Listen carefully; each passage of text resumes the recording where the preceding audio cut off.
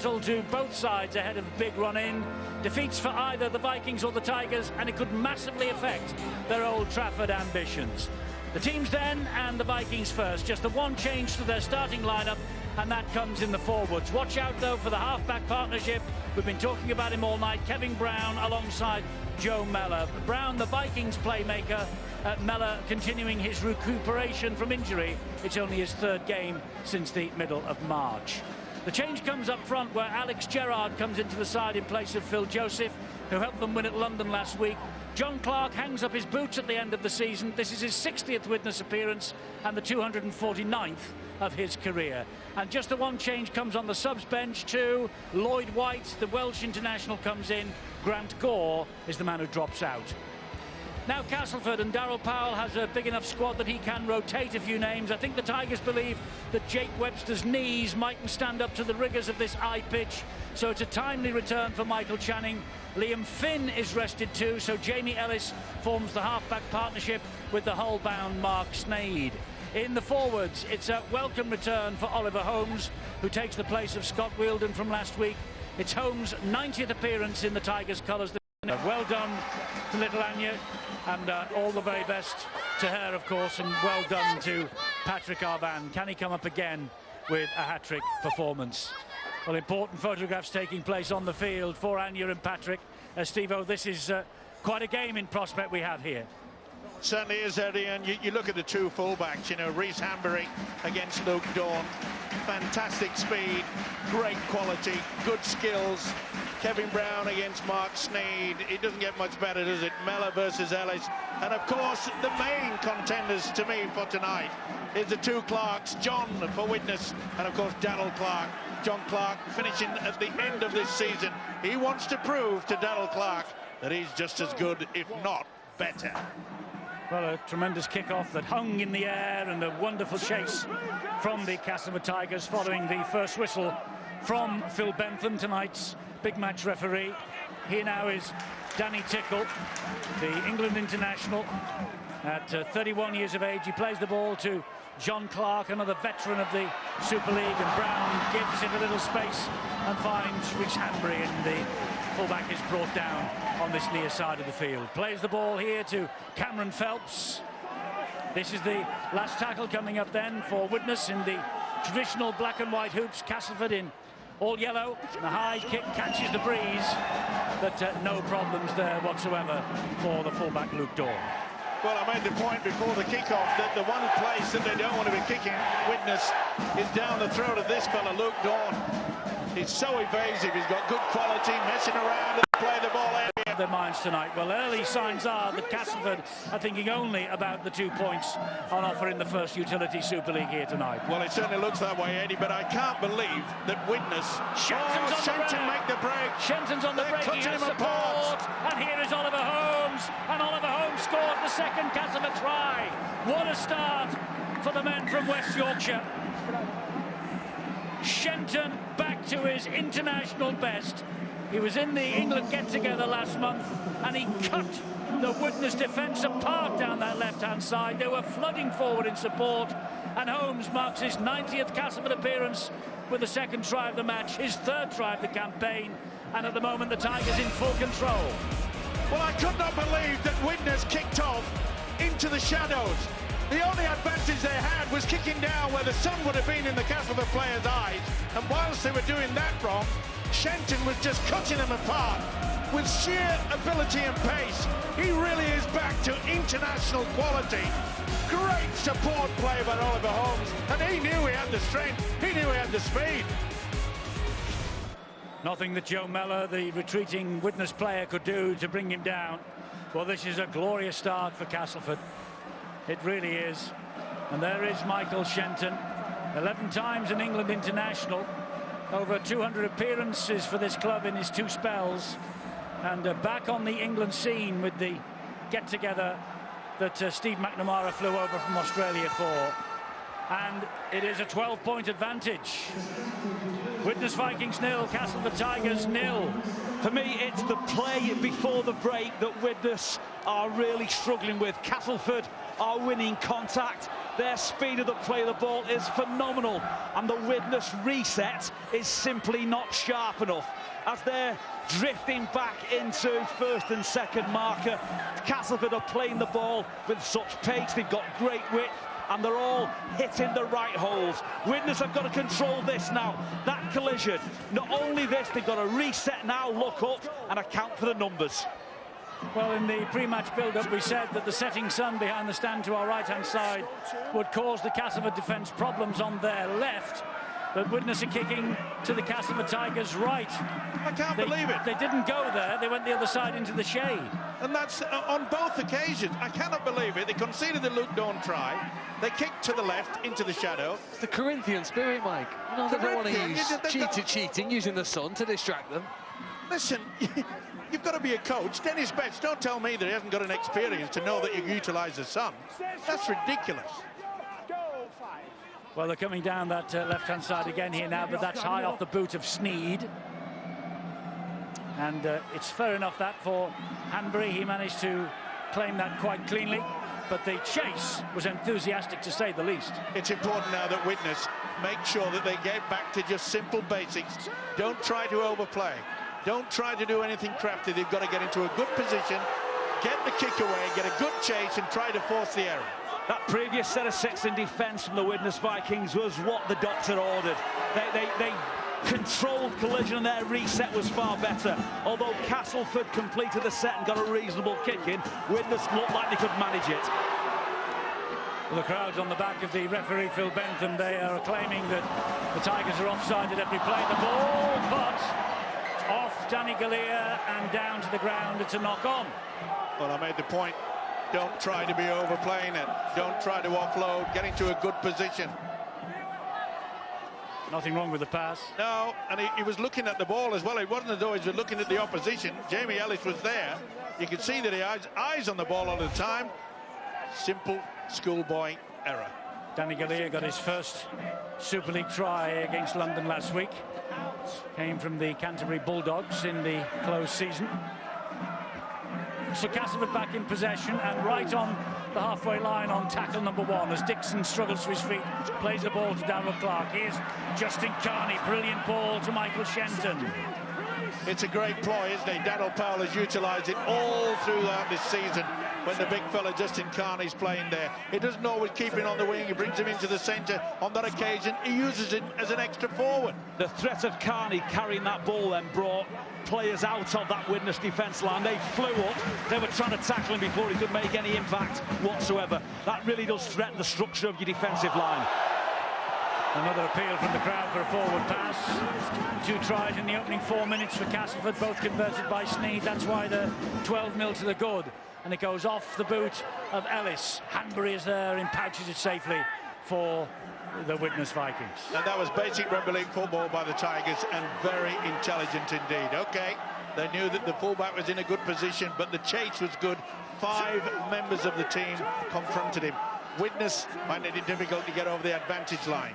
Mike, we can repeat what you said on the previous set. Widnes must complete this set, get in a reasonable kick, come up with a quality chase and start turning this positional disadvantage they have around at the minute. They've got to start getting to the other end of the field and stay in there. Dream start for Castleford. The Widnes crowd not particularly happy at the moment with life, as you can probably hear in the background. Clark with the kick straight down the middle. This will bounce and bobble, and will stand in the in-goal area. Dixon has to work the ball out. Cahill is there. Dixon goes past it, goes through 2 as well. Oh, there's more trouble here for Widnes. This is Darrell Clark. 1, 2, 3, 4 behind him, and Darrell Clark goes over underneath the sticks. Great try from Castleford. Darrell Powell, well, he's having a wonderful season. You know, when you look back, Darrell Powell only took charge about 15, 16 months ago. What a transformation he has produced at the Castleford Tigers. And Darrell Clark into double figures now for the season. Back after 2 out last week, and here's a try, and this is easy not only easy, this is deplorable. Look, there's only one man, Ed Cahill, down there. Where are the rest? They're hanging back. They didn't even want to get involved. That is the worst support that I've seen for a kick in years. Dennis Betts must be furious. Keep well away from him because he'll be kicking and headbutting. It should be, because this is absolutely shocking play. Only the loose forward there. Where's the rest? They're just lumbering forward. Mike, I did say that Widnes would have to try and match Castleford in the middle of the field. That kick from John Clark was inch perfect. Left foot from the ruck, split the two wingers, lays the ball virtually in goal between the sticks. The kick chase, you're quite right, absolutely appalling. So Darrell Clark with his 10th try of the campaign. Rumours persisting, of course, that Clark will be playing elsewhere in 2015 as well. Would be such a shame if this Castleford side broke up. Sneed is one who's on his way. The conversion is good. It would be from bang in front. Castleford lead 18 points to 0. Phil Clark. Well, we've got 2 more tries to add to this graphic here, which basically tells us about long-range tries so far this season. We've seen here that Castleford, they are the best side. You can make that 23 tries scored from their own half of the field. And well, for Widnes, they've now conceded 30. The best against the worst. And they can show, I think one of the reasons why the tag has been so good is their ability to score from deep. Well, Steve-O is getting absolutely apoplectic about these kickoffs that go into the shaded area of the Widnes Stadium. They're not using the sun at all, but here is a game changer perhaps for them. A mistake by Wella Huraki. He's knocked the ball forward, and it's a scrum down to Widnes, and this is the best position they've had in 12 minutes of the match. It's the first time that they are in the opposition half where they will be playing the ball. It's as simple as that. Nearly 12.5 minutes have gone. They've got away with it. But 18 points down, boy, they're going to have to really shake their feathers. And again, 3 times kick-off. Ignore the sun, put it in the shade. Maybe they're frightened of getting sunburnt. Is this the chance for Widnes to get on the board with Hanbury? Not with tackling like that. Shenton and Lynch. When Hanbury gets all gingerly to his feet, he was hurt there in that tackle. This is where they'll be wanting a link. You can see that Kevin Brown is really out wide. Gerard plays the ball to Clark. Comes back to Mellor. Here is Brown. Good ball from Brown. Well picked up by Cameron Phelps. Back on the inside, but to nobody. That's hacked forward. Back to 6. Yes, the referee wipes the tackle count down. It was a Castleford boot that got to it. So there's the first tackle, this next set of 6 on Patrick Arvan, and here's a penalty. Yeah, mentioned around. Arvan wanted to get up and play the ball, but it was dislodged. Well, they've got a tap. It's as simple as that. You can't even think about going for 2 points. There's only 13 minutes on the clock. Although Widnes are 18 points behind, it's not beyond the realms of possibility that they can come back from this situation. Aided and abetted by a lost ball and then a penalty. It's now the time for the Vikings to spend some good time down here and maybe make the Castleford Tigers pay. Joe Mellor in centre field stumbles his way into the tackle in the end. He just realised it was going to be obstruction, and that's why he stopped. Brown attacking the line, still Brown. Shenton around the ankles, Dawn up top. Clark at dummy half, fires the pass into centre field again to Mellor. He then drops it off to Ben Kavanagh.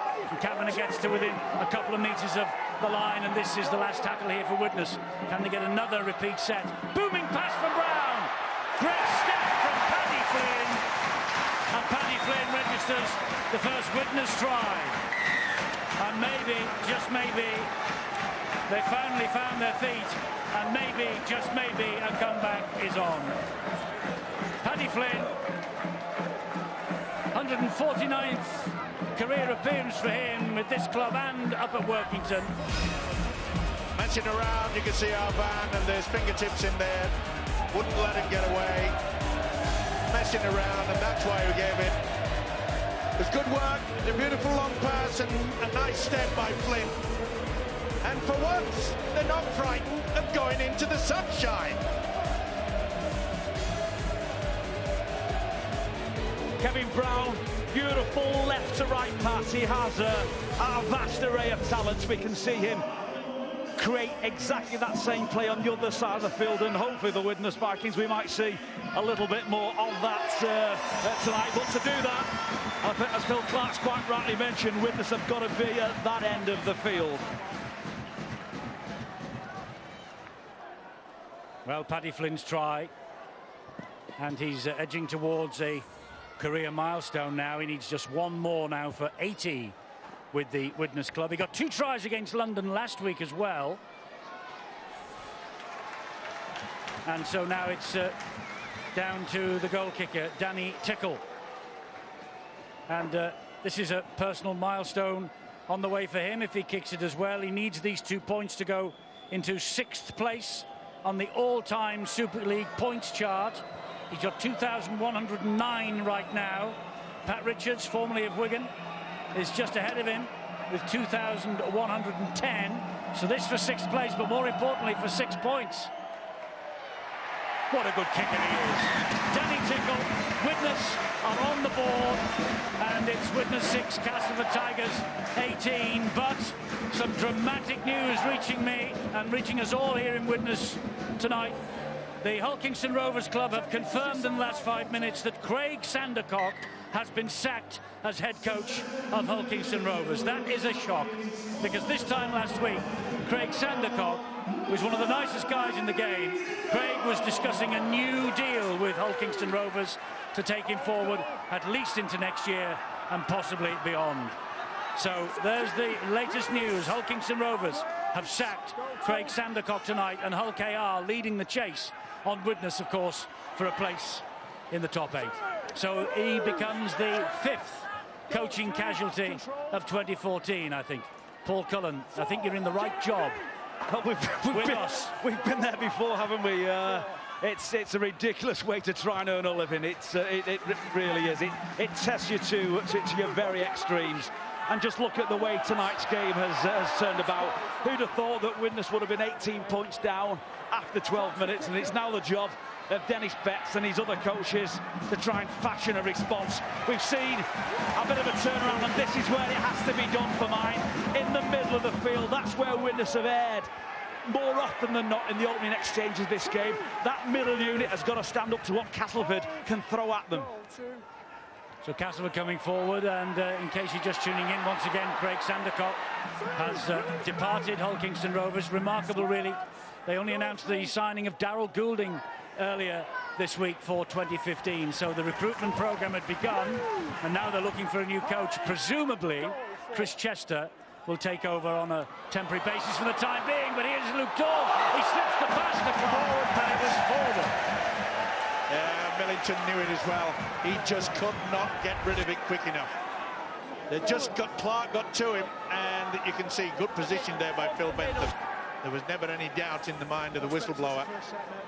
But what a golden opportunity again, the way that Millington just strode through this very, very weak defence. Dennis Betts has got to do something about this. They're just not at the races. Mike, it's the middle unit for me that's struggling as far as Widnes concerned. And in saying that, let's credit the Castleford front row. They're almost marching through at will. The winning collision, there's offloads coming through. Widnes got away with that by default. There was a clear offload. The arm was free. They had to shut Castleford down in the middle of the field if they can. Mellor here now for Widnes, gets it to Brown. Owen Brown gets the pass away to Galea, and he knocks on again for the 2nd time in the match. Here is Haraki with the free play, and what a good free play this might be. He takes the tackle just 20-25 metres away from the Widnes line. Creative thinking from Haraki. Widnes on the back foot again. Here is Ellis, gets the ball in field to Dawn. Dawn then to Haraki. Haraki goes inside Galea, stands looking to offload. Eventually they bring him down. And Darryl Clark waits at dummy half, 10 metres out. Tips the ball inside to Andy Lynch. Lynch is brought down underneath those Widnes posts. Darryl Clark again. Clark then gives the ball to Hubie. And Craig Hubie halted just short by 3 Widnes defenders. They want it wide. They want it wide. Sneed gets the ball away to Oliver Holmes. He's got 1 try already. And Oliver Holmes is held up. Good defence from Widnes. Boy, they needed it as well. He knows how close they were coming there, Daryl Powell, but Dennis Betts is a big problem. That's the second occasion that Danny Gallier has knocked on. He's really not at the races. Quite a few were alongside him as well in the black and whites tonight. Haraki on the diagonal run, halted by very good tackle by Kevin Brown. This is the last tackle coming up here. Ellis with the kick. It was inventive. That is bounced clear and went backwards. Boy, pandemonium in the Widnes defence at certainly times. is. You know, Danny Tickle really wasn't even looking. He wasn't aware of that. And when it came to him, he was that shocked. He couldn't grab it, couldn't bring it in. Well, the teams have had a pretty equal share of possession in their opening 20 minutes, but just look at the difference here in terms of the break. 6-1 and the tackle success rate. 10% missed here by the Widnes team in the opening quarter. You'd expect Castleford to be ahead by 15 points with those sort of stats, and I guess that Daryl Powell knows that was a chance here to further extend their lead. Daryl Powell, the Castleford coach who recently signed a new 5-year deal to stay with the Tigers, and news tonight that Craig Sandercock, the 5th coaching change. Bradford, Francis Cummins departed. Salford, Brian Noble departed. Wakefield, Richard Agar left the club. To be fair, he wasn't sacked. London, Tony Ray, he left the Broncos. And now tonight, Craig Sandercock becomes the 5th coaching change of 2014. Yeah, it's nerves aplenty, isn't it, when you become a coach? It's amazing. But there's longevity here in the shape of Dennis Betts, and there will be longevity in the shape of Daryl Powell. And this ball bouncing everywhere, and the Widnes have got the ball. Well, Gareth Carvel was holding him down. You could hear the home supporters. They weren't too impressed by it all. Carvel, who was involved in the original mistake. Here now is Brown. He gives it to Hanbury. They've got the overlap wide. And forward. I think he's got it right. I think Phil Bentham is spot on. Dennis Betts knows they were very, very close. Yeah, opportunity, quick hands as well. Nothing wrong with that. It's this one. Yeah. And I think you'll see that Patrick Arvan had to just lean forward. Yeah. And he was standing about half a metre in front when he got it. Who's called that forward, Stuart? Referee called that one. Phil Bentham is in a perfect position for, you know, where the referee wants to be to judge a pass like that. It's a lot easier from where he was, and I think he got that one right. The margins are fractional, aren't they? I think the offload from Gareth Carvel is quite significant in the way that he's going to play his game tonight. I don't think he wants to be on the floor. He's a big man. He doesn't want to be going knee first into the high pitch. But it takes 3 or 4 Widnes players to try and shut him down. He's a bull of a man with a brilliant offload. It didn't work for Castleford on an occasion, but it doesn't mean that Widnes can switch off. No, they had the opportunity, and it's wasted yet again.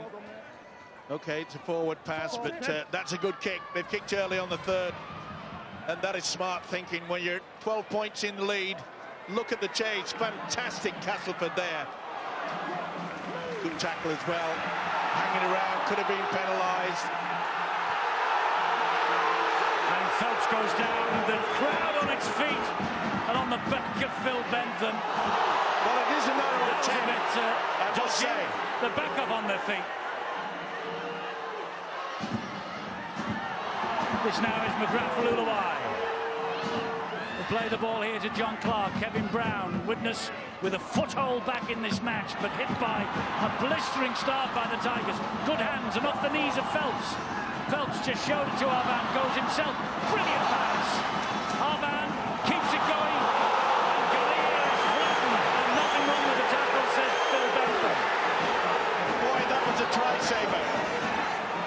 But full credit to Widnes, keeping the ball alive. Arvan, get it back on the inside.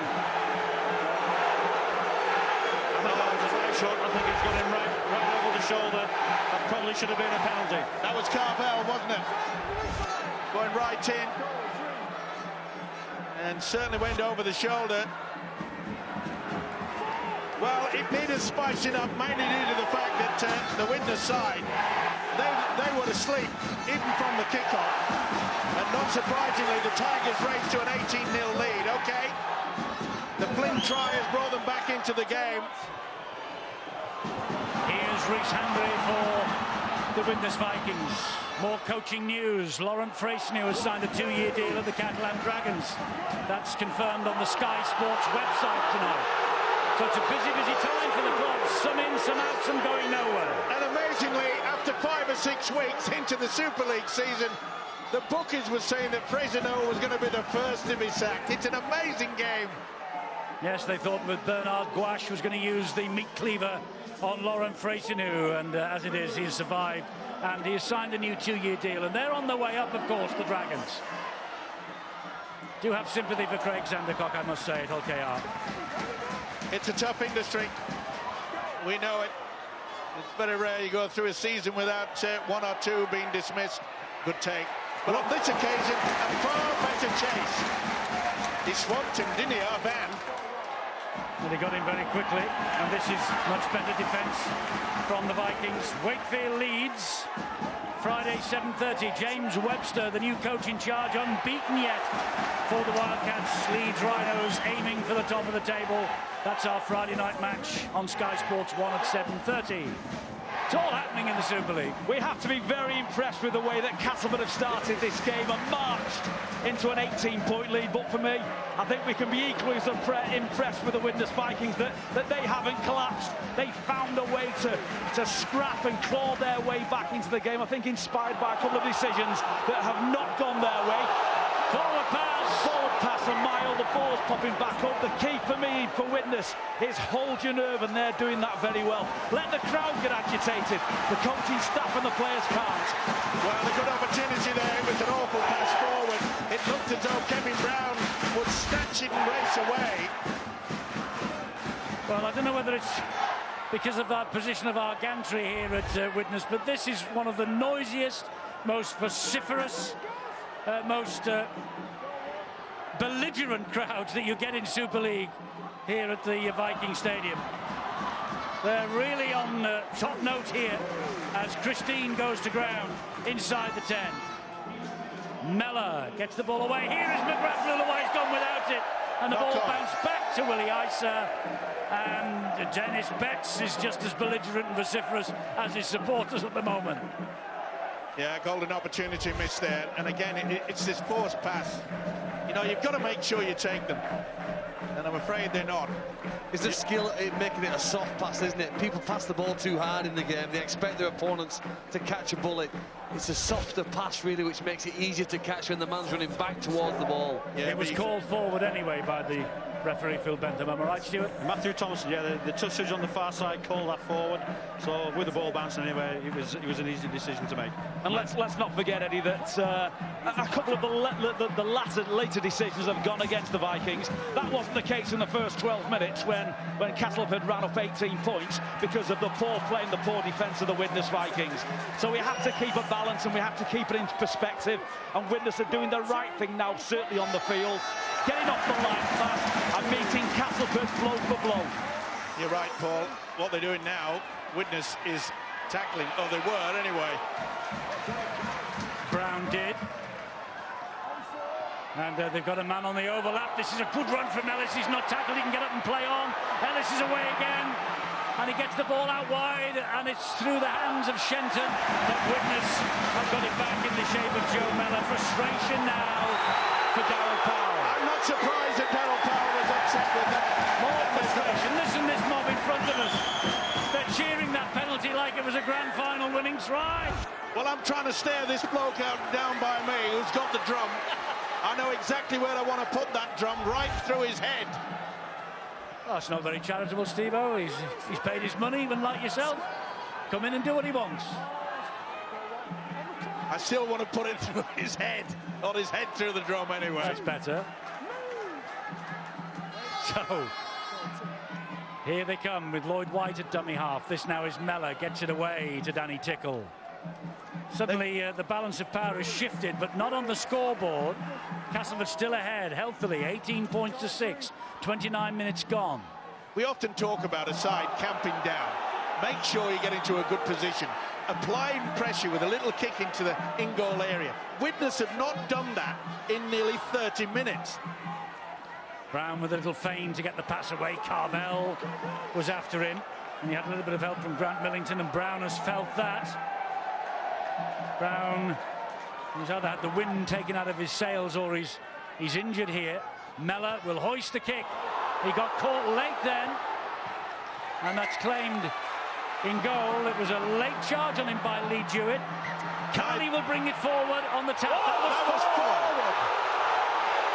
Dixon.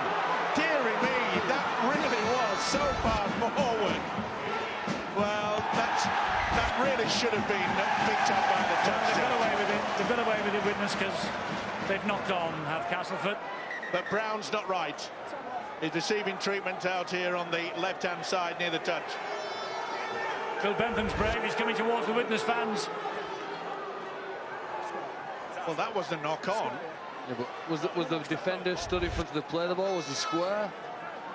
Well, he didn't look it, but you know, he's attacked the ball, and we can see there that Kevin Brown's ended up with a knee on the head. It's difficult to see from that shot whether it's accidental or a deliberate act, but it certainly ended up with a knee to the head.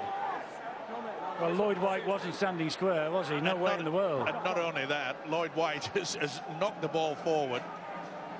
Little wonder that Daryl Clark looks on bemused at the official. Either way, black and whites get the possession.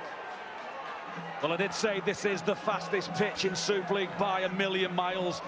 The game is absolutely electric, isn't it? No one can keep this pace up for this length of time, whether it's Castleford, whether it's Widnes, or whether it's the officials. You know, they are really struggling, the officials, to keep up with the pace of this game. Christine is tackled on his back. And now it's Danny Tickle. That's a brave run, though, by Tickle with 3 of them on him.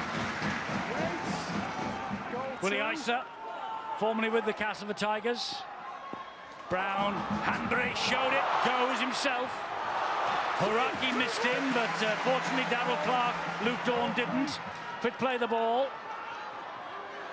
It's with Mellor again. And Mellor gets it away to Cahill. And Cahill comes back on the inside. Another good run. Scrambling defence from Castleford, bring him down. Last one here for Widnes. Hanbury! And Hanbury, oh, now then the referee's call. This is the last tackle.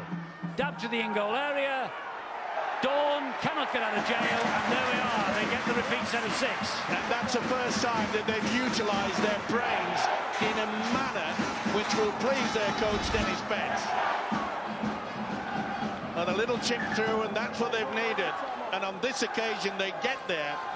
Although it's, I think Willie Isa, I think it is, that gets there in the end. Dawn tried his damnedest. Yep, Isa just popped him down. It's as though they all had a drink of aggression, didn't they, after 20 minutes, because the opening quarter they were outplayed, and then all of a sudden from 20 minutes on they really got into it. It's a good kick here from the side. They've got back in now here. And in terms of the match and the score, you'd have to say they've certainly narrowed the gap, and they'll be hoping to be the team to score next. It's like being on the wall, so scream if you want to go faster. The pace is absolutely breakneck. And again, any of the 3 teams, no one seems either willing or able to slow this down. Castleford, Widnes, all the officials. It's a million miles an hour. Brown gets the ball away. Here's Galea. He held on this side. Galea will score the try for Widnes that puts them right back in the hunt. They got crazy on the terraces.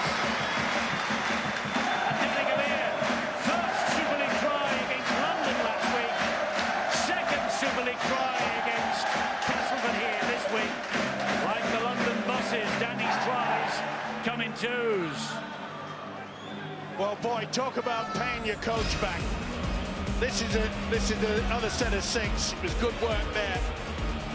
And they got to him. Willie Isa put him down. Dawn had no chance. And on this occasion, it's where the Tigers just lacked in their defence. It really should have stopped him. They had 3 opportunities, but Danny Galea not having the best game, 2 knock-ons early in the game. But then he said, I'm sorry, Mr. Betts, but this will put a smile on your face. Don't you like to see this from any player, regardless of whatever club? Danny Galea, he's not had the best opening halves by anyone's standard, let alone the high standard he sets himself. couple of loose balls and loose passes. He's contributed to the fact that Widnes were 18 points down early on, but he's held his nerve. He certainly held his line then, and he powered through. That was a brilliant try.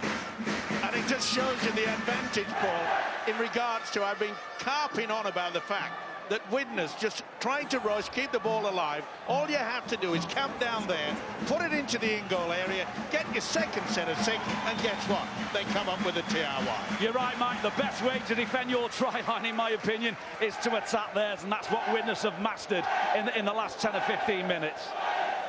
So Danny Tickle with the opportunity to get Widnes back to within 6 after, well, they were hit by a whirlwind at the start of this match.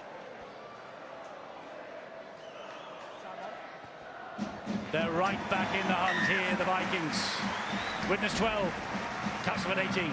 Well, the way that the home side were playing in the opening 15 minutes, it looked as though the Tigers were really going to maul them and rip them all apart. I think what absolutely we've seen wonderful is that Widnes are going to attack Jamie Ellis on one side of the field and Mark Sneed on the other, whenever they possibly can, run players at those, because they are creatively brilliant in attack, but perhaps the weakest links in the Castleford defence, which has been pretty impressive this season. Well, Castleford raced into an 18-point lead. They were scoring at more than a point a minute, 18-0 up in 10. But since then, Widnes have suddenly found their feet, and they are right back in the hunt for the 2 points here tonight. 8th in the table, 3 points clear of the chasing pack. And it's a typical, sorry, go on. It's a typical example, Eddie, of the way that a team just grinds their way through to it.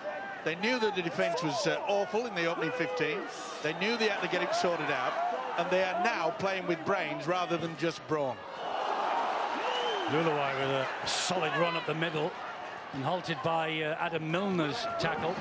This is another good kick. How good is the chase? Because he's got to work it away again, Dawn. He gets back into the field of play. And Carney, he's a devil of a player to put to ground. Did you notice how Kevin Brown just latched onto him like a limpet mine? He carried him for about 3 or 4 metres, but he was such a nuisance he couldn't get through the big fella. Well, the Vikings couldn't have made the same mistake twice. That was a great kick. The chase was much, much better than 20 minutes ago when Castleford went the full length of the field. You know, you've got to give the Tigers credit for racing through to an 18-0 lead. But I generally feel you've got to give the Widnes Vikings a little bit more for fighting back. What a season Gareth Carvel has had. He's just took that latest tackle for the Castleford Tigers. He started on the books of Bradford, left them, went to Hull, and here he is now on loan at the Tigers. And within cooey of a place at Wembley. Oh, brilliant from Sneed! What a ball to Shenton! What a try from Castleford! Well, he said yesterday when I spoke to him, Darryl Powell, quite relaxed about replacing Mark Sneed. Players come, players go, he says, no dramas. But that was quality from Mark Sneed. On a season-long loan here from Salford, on his way to Hull, the Black and Whites in 2015, chip over the top, regathered his own kick, fed Shenton, game over. It was a try all the way for Michael Shenton. Brilliant. It was on the last. They suffered and they took the dummy punch. They thought he was going to kick into the corner, but it's Shenton adds another 4. Brilliant stuff. Lovely to see our player works the brain cells. Thank you very much indeed. Maybe Flynn could have got into his face a bit. Shenton knew as soon as he received it, they were back in business. Well, Mark Sneed has a different skill set to Rangi Chase, who graced the Castleford colours so well last time around, but one thing they do share is vision, and that fearless factor of attempting almost the impossible. That was absolutely beautiful. Deft little kick, and then the charisma to catch it in one hand and then feed the men on the outside. Quality play. It's a great lesson for any coach of a junior side, not to stifle the individual playing ability. Don't tell young players this is what we do on the last play. Let them do what Mark Sneed just did then. Otherwise, we'll never see tries like that in Super League. Well, he's got a glittering career ahead of him as Mark Sneed, if he maintains this. No, there's one he's missed. So he's human after all, but the creativity he showed then for the try from Michael Shenton was absolutely outstanding. Yeah, they anticipated the kick, but they didn't anticipate the little chip. Beautiful play. Shenton knew. He looked across at Arvan and said, "You ain't getting nowhere near me." He's in absolute sensational form, this fella. He just had a little look up then as the ball was being played. He saw that Rhys Hanbury had dropped deep to the corner flag to pick up the long kick. To be able to see that, then react and actually accomplish a kick of that skill is quite remarkable. Well, Shenton's last try before tonight was on the 25th of May against the Widnes Vikings. Seems to like playing against Widnes this year, doesn't it? It's good defence, though, here from them. Yeah, but when you've got quality that we've just seen from Sneed, the way he chipped over, he knew he put himself in a great position. But I would have thought that Paddy Flynn might perhaps have gone in a little bit harder, try to put a little bit of a power on him, but take nothing away. That was out of the top draw. 4 tackles gone. Milner, the dummy half, back it goes again to the boot of Sneed. This time he goes long, but only finds Rhys Hanbury. And again, we see the Tigers kicking early in the tackle. They didn't wait until the last. That was on the 4th. You know, in, what is it, 2¼ minutes? 2 minutes, 10 seconds anyway. It'll be half-time. I think Dennis Betts will feel that he's played a get-out-of-jail card here, because they started dreadfully. They got blown away with 18 points. At 22-12, they're right back in it. Oh, yeah, it's only 10 minutes. It's only 10 points the difference, Eddie, but it would have been nice, wouldn't it, if it would only been 6. You know, for them to take the sucker punch, he wouldn't be too impressed with that. But they've got the ball, they've got the opportunity, and he's hoping that maybe Kevin Brown can pull off something, well, near miraculous. It's not a bad pass. Great ball to Allen, who gets it away to Arvan. A little chip through. Oh, knocked by Shenton, and he hacks the ball dead. Under pressure from Kevin Brown, he was hunting there. Goal line dropout coming up. Dennis is on his way down. Yeah, and they'll have enough time as well. This was good from Arvan. He realised that he couldn't get through with his weight. Great work, though, by Shenton. He came across from the left position in the centre, anticipating the kick through, and that's what you call good teamwork. I think the first thing Dennis Betts and Darryl Powell will do as they get their charges into the dressing room at half-time is give them 5 minutes to get the breath back. This has been absolutely sensational. That shot from Dennis Betts, it appears that little kick through by Patrick Arvan, it wasn't in the game plan, was not on the tip sheet for tonight. Well, I'm not so sure that Darryl Powell thought that it was in the game plan when Mark Sneed dropped that little one over the top either. Hanbury to Dave Allen again. This time the defender stands firm. It was Ellis. Hanbury infield, it comes to Kevin Brown. Any magic from Brown? Not on this occasion. Well, they'll only get another play the ball, I feel. The time is running out. Here's Willie Isa. This is it. They've got to put the kick in, surely. Well, they've got one more play, and then we'll see. Mellor. Short ball. Knock on by Tickle. So they're playing the advantage. It's a free play. It's a free play. Red lights flashing for danger for Widnes. Still advantage, says the referee, because this is Justin Carney. They eventually put him down. And again, a drop ball from the black and whites. They were in a very good position. There's the half-time siren. Breakneck speed. Castleford coming out like a whirlwind. 18-0 up in 10 minutes. Widnes then getting back into the match, courtesy of tries from Paddy Flynn and Danny Galea, to reply from the 3 from Dawn, Holmes and Clark that Widnes had no answer to. And just before the half-time siren, 5 minutes before the break, that man, Michael Shenton, over for a try to give us the half-time score of 12 points to Widnes and 22 to Castleford. Vital match this for these two sides. Castleford to stay within the top 4 at the end of the weekend. Widnes to stay in the top 8.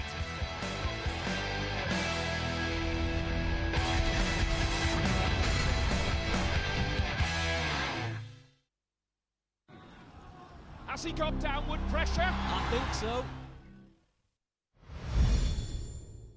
You know, Melvin Bragg has had his finger on the pulse right of contemporary culture for over 30 years. Now you got a bunch of hard good questions for me. What do you do when you have this massive archive? I thought about it very clearly this morning, wrote it down. Melvin revisits some of his most iconic interviews. Will you have some tea with me, Melvin Bragg? They're different sorts of programmes. The South Bank Show Originals starts tonight at 9:30 on Sky Arts 1 HD.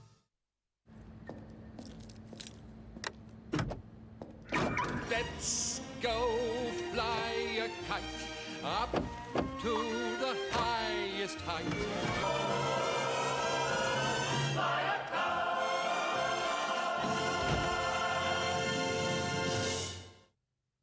I'm much more confident now after joining eHarmony. The idea of dating and instigating anything more than just kind of a mate kind of petrified me, so it really does build your confidence starting to speak to people. The process is really easy, it's fun, and you know, you're kind of anonymous unless you're matched with somebody. People can't just kind of search for you online. Definitely made me excited about dating again, kind of excited about meeting somebody. Review your matches free at eharmony.co.uk. There's nothing nicer than waking from a great night's sleep. From the warm burrow of a luxury king-size Hypnos bed, floating on over 1,000 pocket springs. What could be nicer than that? You can always rely on a Premier Inn for a great night's sleep, wherever you are. Buckle up for an intense and powerful ride. I'm not hijacking this plane. I'm trying to save it. Liam Neeson, non-stop. Buy it now.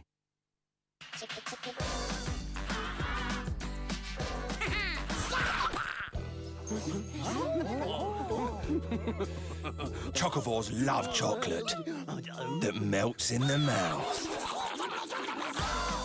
Kellogg's Crave.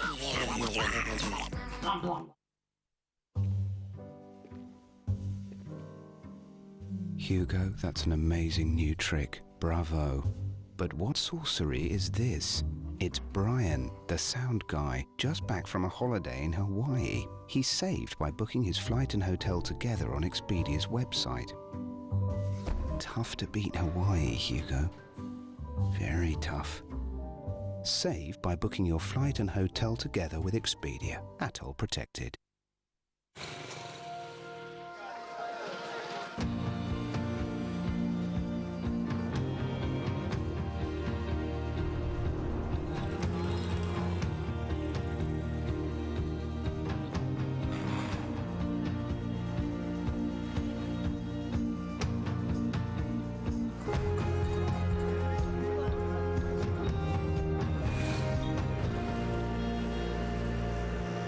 The Fiat 500 Spring Summer Collection.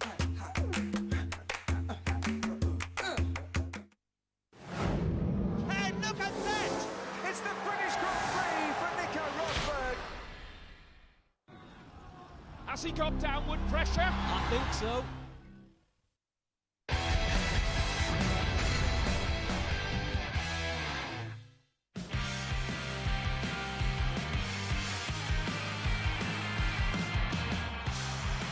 Weaving run! Wonderful stuff from Sykes.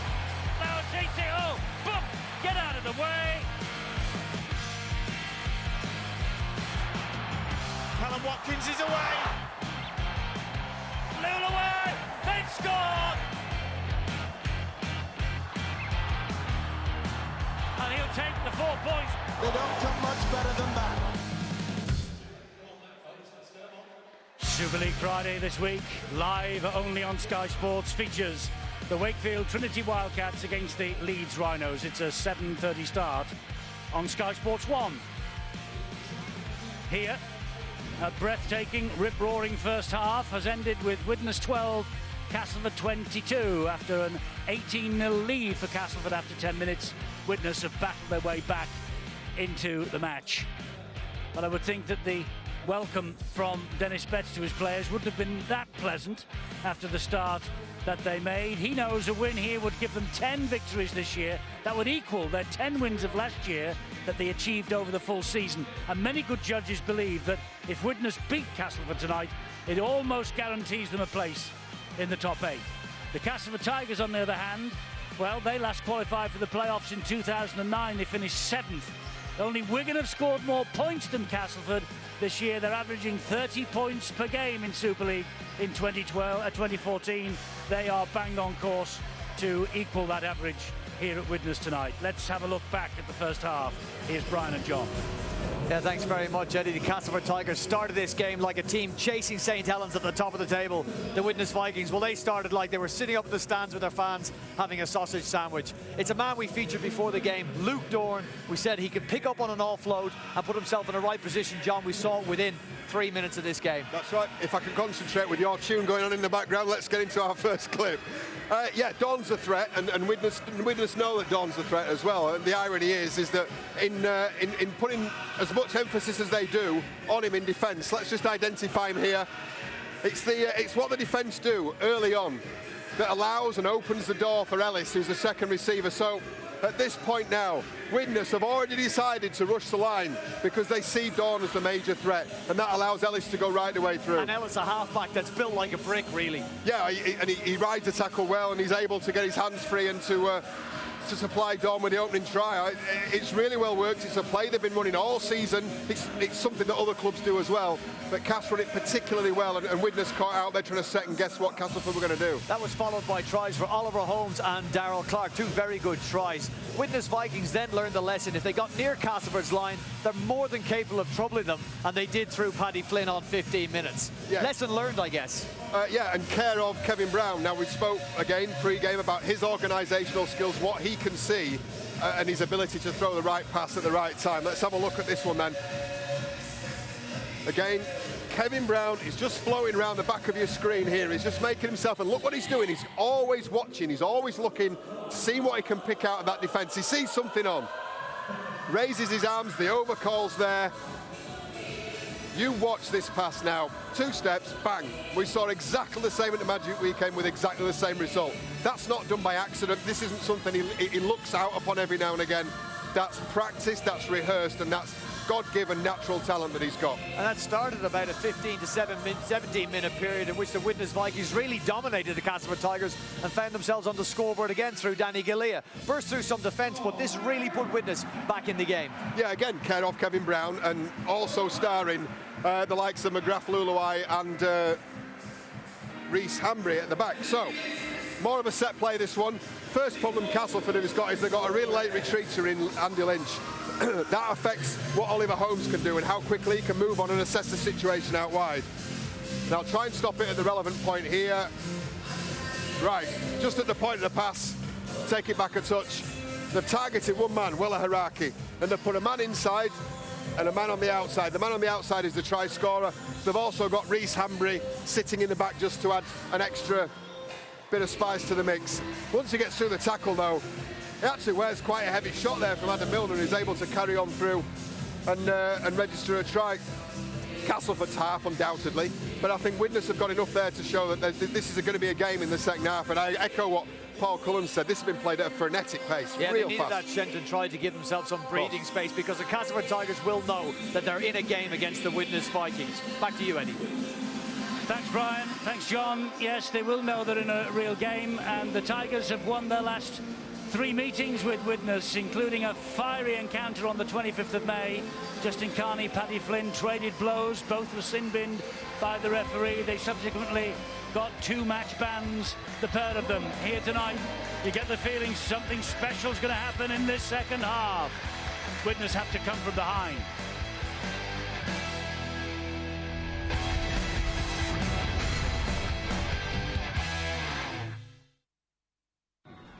Looks like a job for the old magic sponge.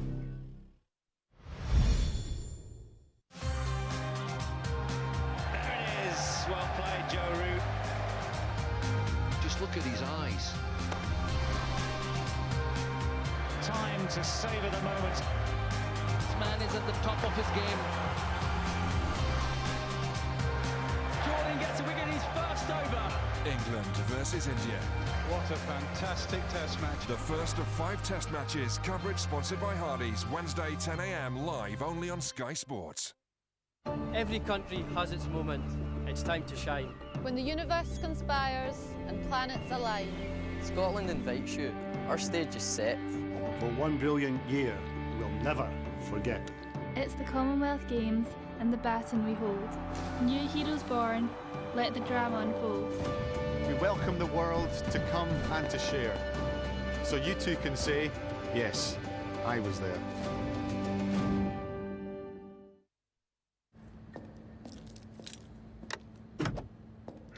Let's go fly a kite up to the highest height. Fly a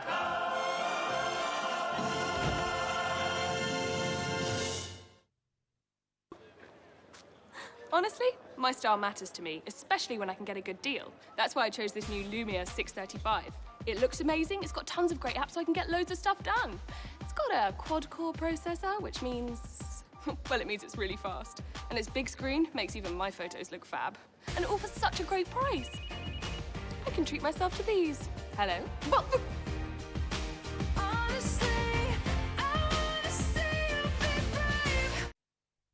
The Karcher Window Vac sucks up moisture and condensation from windows with no drips, smears or streaks. Discover effortless, streak-free windows.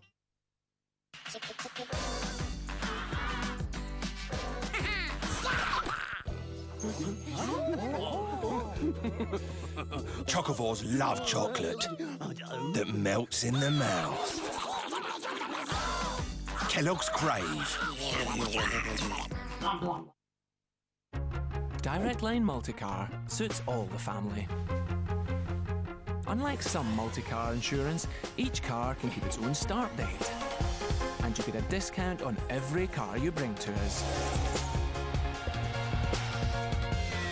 And if one of you has an accident, the other driver's no claims discounts aren't affected. So everyone's a winner. You won't find this deal on comparison websites, so take the Direct Line. Your credit score is yours, and at Experian Credit Expert, we want to help you really use it. With access to helpful Experian experts over the phone and online, we can help you use it to get a better idea of what info the banks have on you. Use it to get more choice of mortgages. Use it to make your money go further. Take the next step to improving your financial future with your free 30-day trial at Experian.co.uk. Sky Sports 5, your new home of European football, launches August 12th. Looks like a job for the old magic sponge.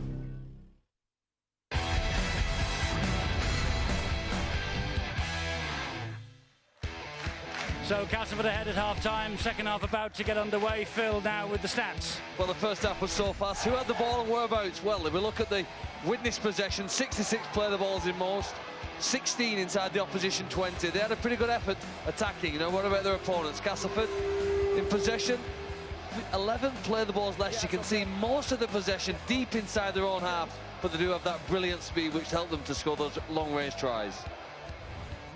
So who is going to take home the spoils tonight? Widnes will attack then from left to right in this second half, trailing.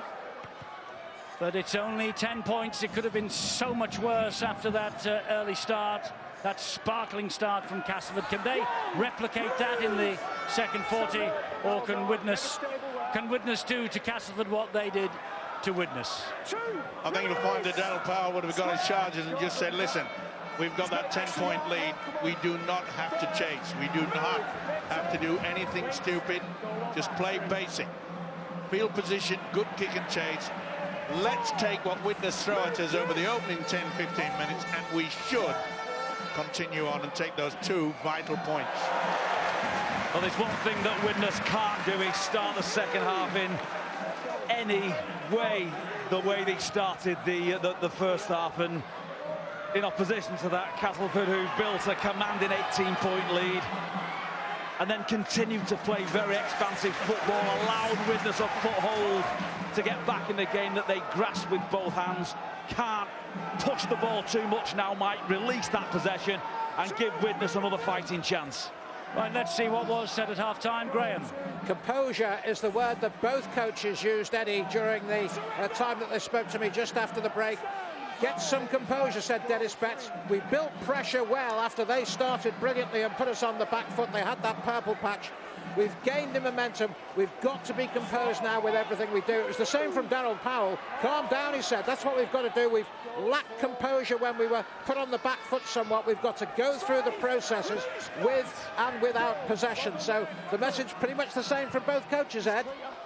Yes, sounds like it. Here's a kick that's bounced back into the field of play. It looked like it might have been sailing out on the full. Luke Dawn will try and run it back, but only as far as those two defenders. Gallier try score in the first half was one of them. Here is now Justin Carney. They know the danger. All of Super League knows the danger that Justin Carney poses when he gets the ball in his hands. Well, you can see that the Tigers, they are just doing as their coach has told them at a half-time break. There's no sort of real urgency to just trundle it through, get the big fellas. They know they've got a good kick and chase game. That was also the problem that Widnes had in the opening 10 minutes. Their kick and chase was nothing short of a appalling. Lee Jewett's on halfway. He'll get to his feet and will play the ball. And there is Sneed with a kick right along the deck. All the way into touch.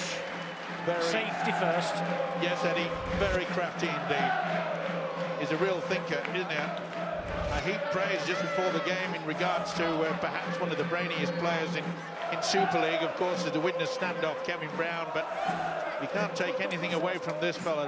He's really, really slowly but surely commanded such respect throughout this season. And the way he's playing, not just in his kicking ability, which is very unusual as we know, but he is getting better and better as each game unfolds.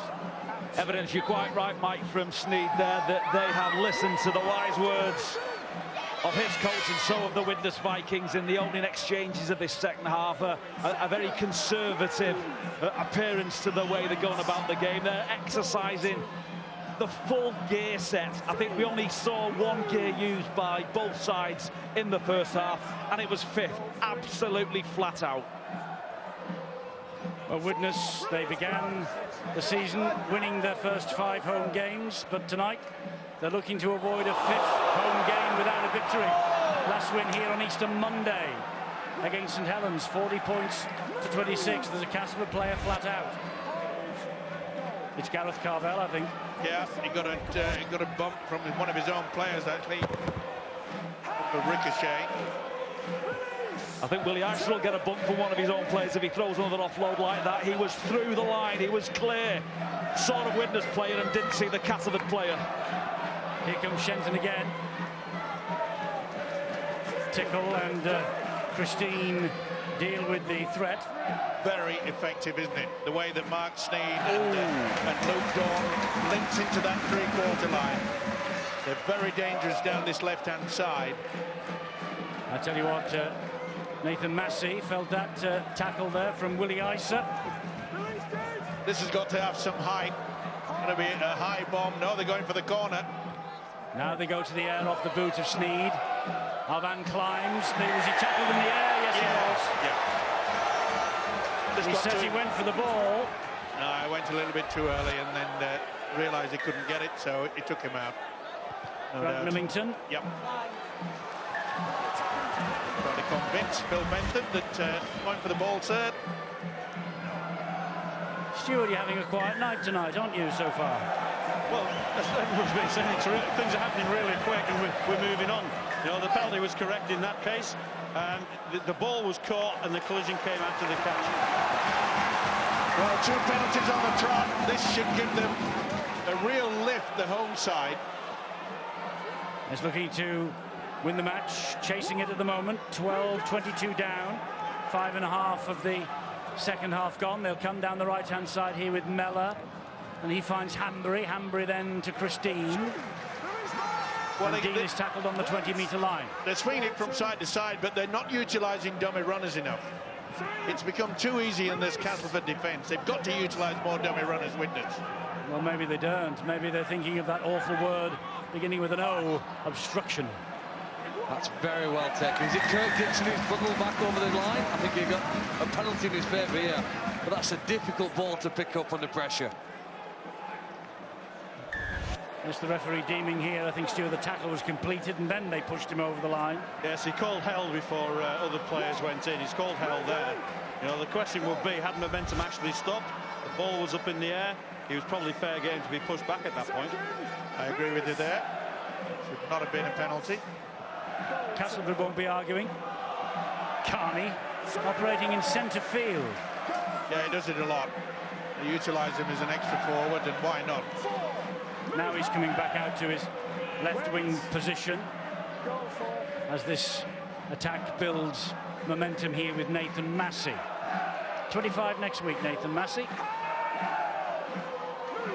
Held on tackle number 5, so this is the last one for Castleford. They're running it, and they find touch, that's all.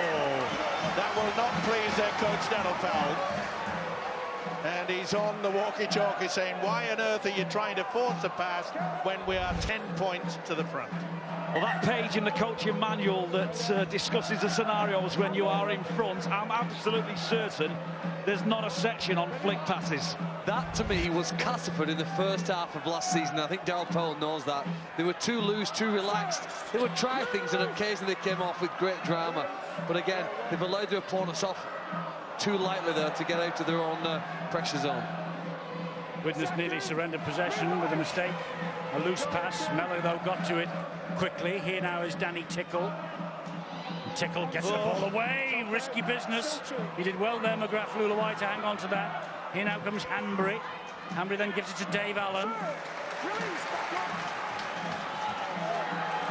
Scampering run from big Patrick Arvan. That's got some into the Castleford half. Great to see two big wingers, isn't it? Carney and Arvan. Kevin Brown. Knock on. At a time when they did not need it, and he knows it. Well, Widnes have to be the team to score next, I think, if they want to win this game. It's an error, isn't it? He's knocked on here and allowed Castleford to take the pressure off here. They were building, I think they'd had a decent 8 minutes. But they certainly have to match up here in defence, otherwise Tigers have shown just how dangerous they can be as they're throwing the ball around. Well, I think you'll find that when Tigers go through this set of 6, there will be a little kick into the corner. They'll play for field position, and why not? As I keep saying, 10 points is going to be difficult for Widnes to get back. Oliver Holmes didn't like the attention from McGrath Lulawai then. Nearly lost his composure. And Heb Cahill had his arm trapped, so the referee says get up and play the ball. Here is Luke Dawn, gives it to Shenton, goes round 1, goes round 2, can't get away from Dean. Nice step though, wasn't it, from Shenton? He's so... knock on. Knock on spotted here by Phil Bentham. Oh boy, that is one big error at a time like this. Yeah, you've got to regain your feet before you can make any attempt to try to play the ball, and he failed to do that. Lost control. I think we're seeing the after effects of that first half, and if I've said it once or twice, I don't mind saying it another million times. It was so fast, the game ran away with everyone, and I think the fatigue factor that has to be in the players now from a first half light that we saw is very evident. We've seen Wella Haraki thrown in touch, Kevin Brown knocking a ball on that he never ever does, and a player like Shenton not even getting to his feet to play the ball. It might just take a few more minutes. Hanbury's on his way. He's got support on his outside from Arvan. He tries to draw Luke Dawn. Arvan will try and run through Dawn.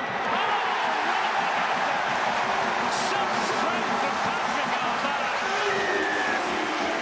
What a try that was. Brilliant break from Rhys Hanbury. And Arvan, well, he just said to Dawn, come on then, if you think you're tough enough. If you think you're tough enough, get me over the line. That's the sideline, and he went for broke, and he's just scored his 3rd successive try in 3 games. This is a knock-on from Michael Shenton that gave them a wonderful opportunity. Watch the little pass from Brown. Beautiful. He came on the angle, did Rhys Hanbury, and he just made sure that he just sucked him through. And Arvan said, it's a waking, It's a Dawn a break-in.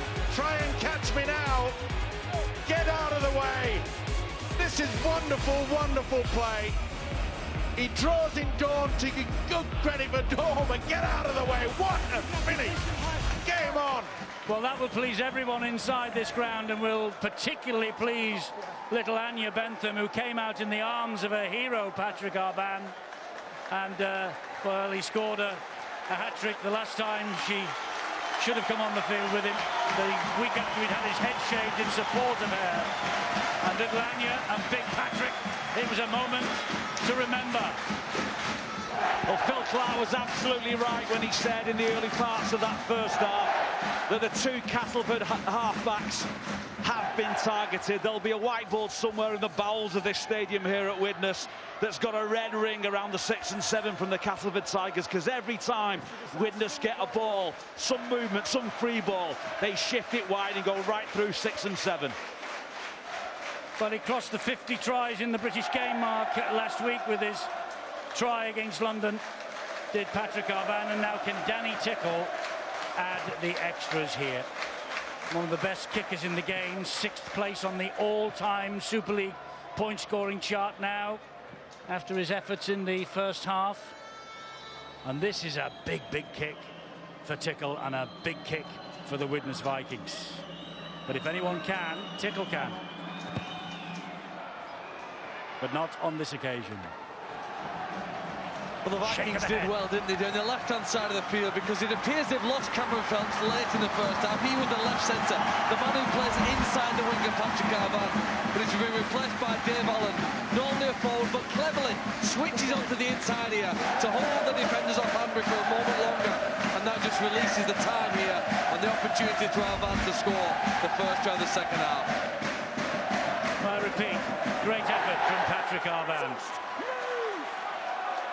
And here's Hep Cahill, gets to his feet quickly and plays the ball.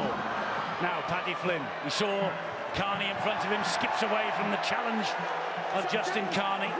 It was a real battle between those two on the 25th of May at the Menderhose Jungle. There's a big problem for Oliver Holmes in the Castleford ranks. He's not 100%, and they're trying to give him treatment.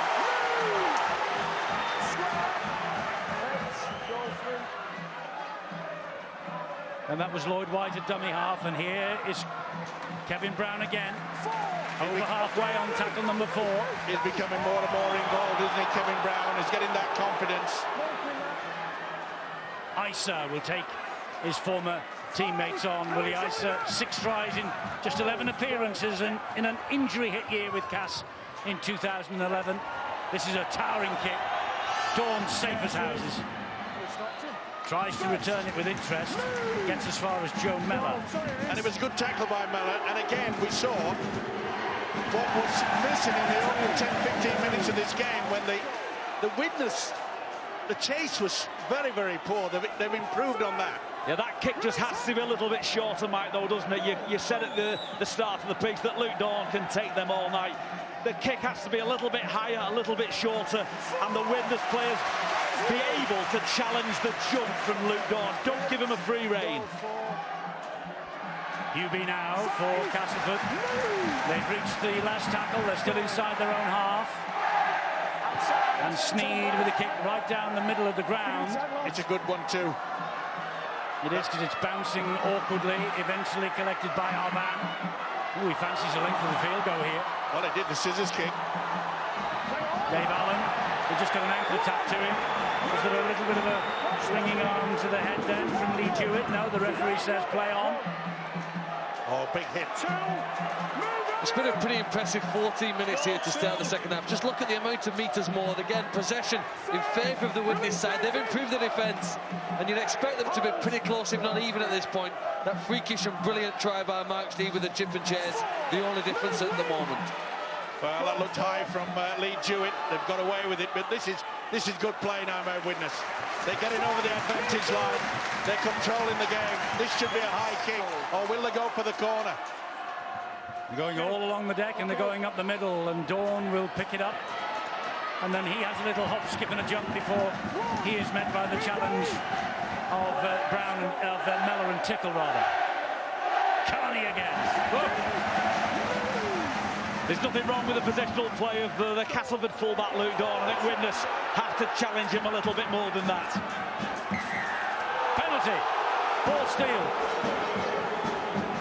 Dixon had hold of it. Widnes reefed the ball out.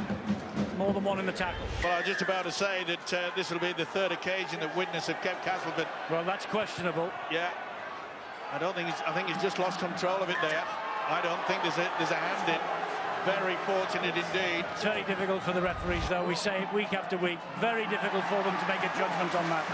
The ball comes out quickly, and generally they say, well, that must have been stolen. Well, I must say, Eddie, the one thing that Great hands. Here's Carney. Great run. Dean gets wonderful. to him, but Carney keeps going. Look where he finishes up. 10 metres away from the line. Shenton. Shenton infield to Sneed.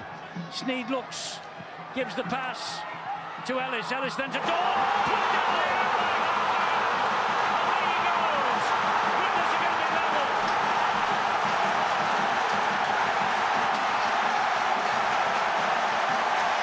They have gone crackers here. The comeback is complete. Oh, he's not given it yet. He's going to check for offside with the play of the ball as Well, Robert Hicks, the judge, is saying that he called offside. No, he's not even having a look at it. Why doesn't he give that to the video referee, Stuart? That's what people will be saying. Well, Robert Hicks was quite adamant that he's called offside, so he's going without the video referee.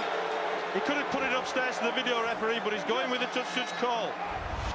Wow, it's a big call, this. And to be fair, Eddie, we often complain about we go up to the video referee far too much, but that doesn't look too much offside to me. I think it comes from an onside position. He should check this. We check everything. We check obstructions, we check this, that and the other, and a blatant effort like there's the play the ball. Harvan's over there. Yeah, he has to be back on the line. He's got to get back on the try line. He never gets on the try line. The play the ball's on the 10-metre line, he's got to be on the goal line. You know, Robert Hicks is saying that he's been calling offside all the way through. He didn't wait until he got the other end to say he was offside. He was trying to call all the way through, but the referee wasn't. Well, it's a very brave call from the touch judge that only a few minutes ago awarded Castleford a penalty, which was a clear legal tackle, in my opinion, from Danny Galea. Well, Castleford will not be arguing, you can bet that. Well, to be fair, Eddie, I was just about to say, because what's been creeping in over the last couple of weeks is that all the players are having a good old yard to the official, the referee, and the touch judge. Here's Kirk Dixon. But these two sides today have got on with the job that they've paid for, and that's playing rugby league. The ball comes back to Ellis. Ellis runs flat. Here is Holmes again. He runs straight into a black and white ambush. The natives of Widnes are restless. Well, we spoke about composure, and that's what's needed now. And it's got to be another drive and then a kick into the in-goal area. Just camp down there, get the tent out, get the poles. Well, the kick came in, but he was equal to it, was Lloyd White, the Welsh international. But the Tigers won't mind that, Eddie. Look at them, they're swarming around. If they can keep Widnes well down away from the halfway line, they will have done their job. There's a couple of guys in front of us here who are in danger of blowing a blood vessel. And I don't mean a player, and I don't mean a commentator. Tickle. Who do you mean then? These two. These two just in front of us. They're going crazy. Brown. Spins. Oh, gets away from Milner first time. And then goes down on tackle number 5. And that's the advantage of Kevin Brown, you know. He doesn't look as though he's a very physical sort of a guy, but he can throw the dummy, and if they're not aware, he can spin away from them. He doesn't mind taking them on. That's a good kick and chase. Boy, this has been an exciting game. It's been a belter, hasn't it, for a Thursday night? But Thursday night rugby league, don't you love it? Both sides have really got on with it. No complaining, just get on, play the ball, get to it. We know you love Fridays. It's Wakefield Leeds tomorrow, Sky Sports 1, 7:30. Shenton looking to make some ground from dummy half. And Castleford can't just rely on these 6-point lead. They've got to still start playing rugby league football as well. But they should wait until they get into a pretty good position as well. They're over the halfway line now. This is where they can control it. Will they go for the corner? Will they put some height to it? It's with Sneed. He'll go high. It's a bit long, and he waits for it calmly, does Hanbury, but it's a great chase from Cass. An hour gone, 16 points to 22. Widnes with a try chalked off in the second half, having scored one, rightly, for offside, according to my learned colleagues. I think it was a great call from the touch judge. We were all unhappy because it was a sensational try, wasn't it? And the crowd got up, but a brilliant call and a correct one. So, you know, I think we've got to make a compliment there. That's a great decision from the official. I think the frustration comes, Phil, when, and we accept that if you're going to be that pedantic to pick a winger offside 50 metres away from the play the ball. If he scores the try, yeah, well, you have to be equally as pedantic on whether an arm's in a tackle or not. I think that's where the frustration's coming from. Possibility for 40-20 here. Carney let it go past him. Oh, and it bounced the wrong way, but Carney collects it behind his own line and has work to do. It's a great chase. That's the tackle of the night. Willie Isa on Justin Carney. Widnes piling in now. They're trying to turn the screw. Bang! Wow, and Carney's a tank of a player. How on earth can you create enough power to stop a man like that in full flow? Credit to both sides. Again, the pace has been cranked up now. As each minute goes by, it was a conservative start to this second half, but not anymore. We're back to a million miles an hour. Hubert's felt that, yeah. And remember, this is a synthetic surface, perhaps. You classify it as what, a lot harder than the normal one. Oh. And boy, that is a bone cruncher. Oh, great break from the hooker. Clark is away. He has Shenton. He's trying to turn our van. One of the tries of the season you're watching.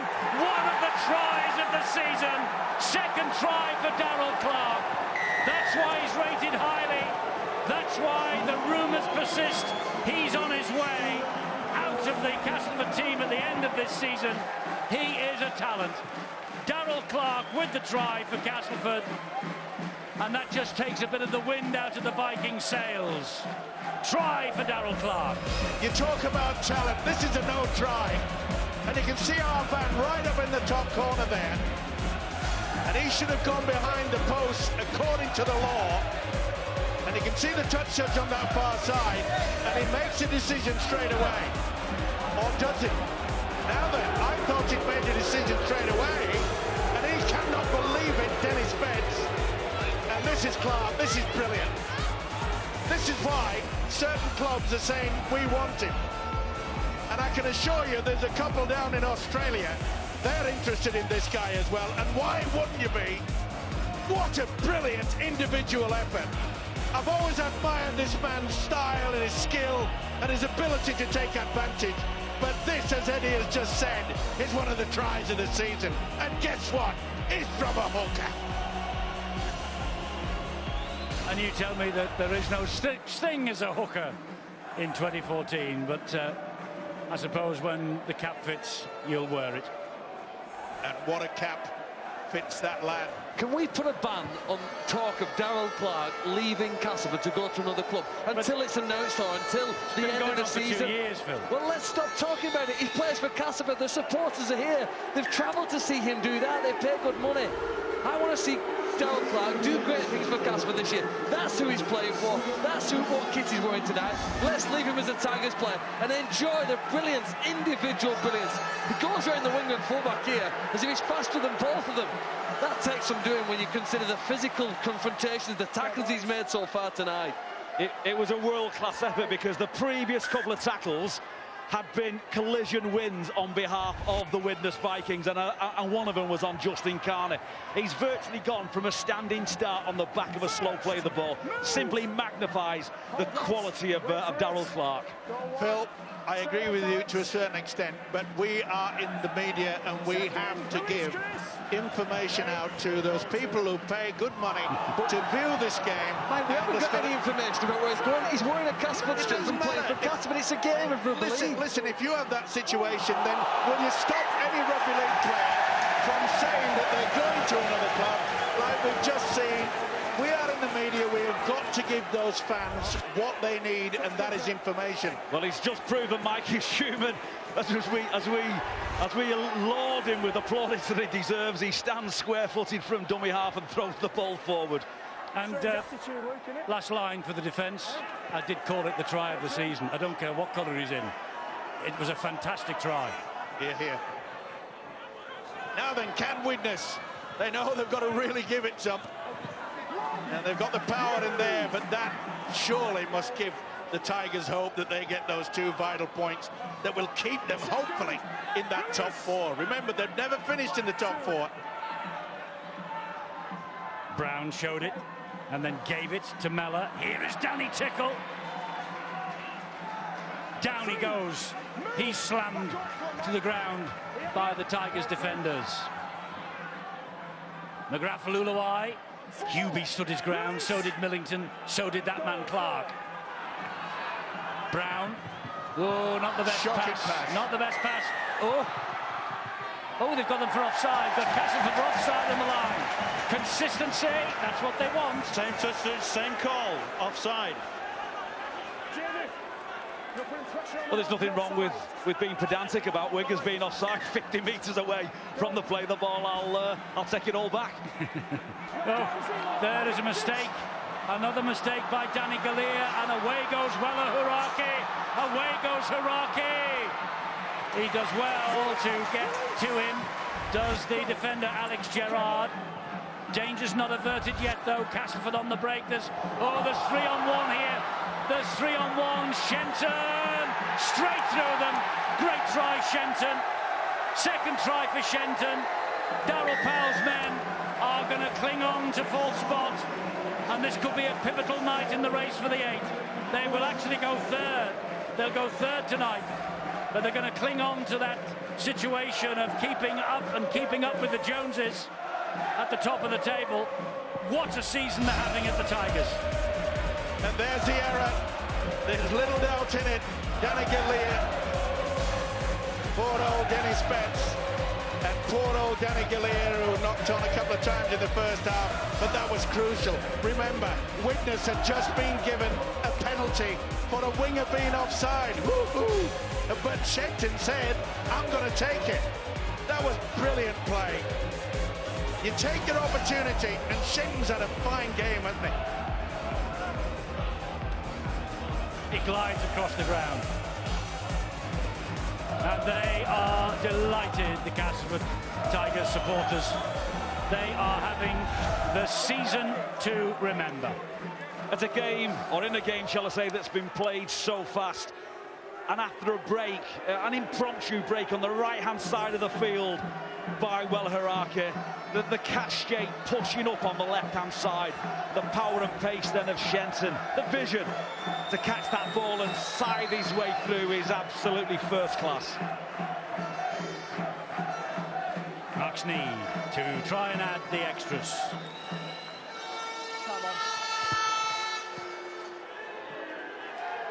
Incredible but effective, the kicking style of Mark Sneed. 34-16. It is amazing, Eddie. How on earth he can face one way to propel the ball going the other way. He will but not be wearing Darryl Powell.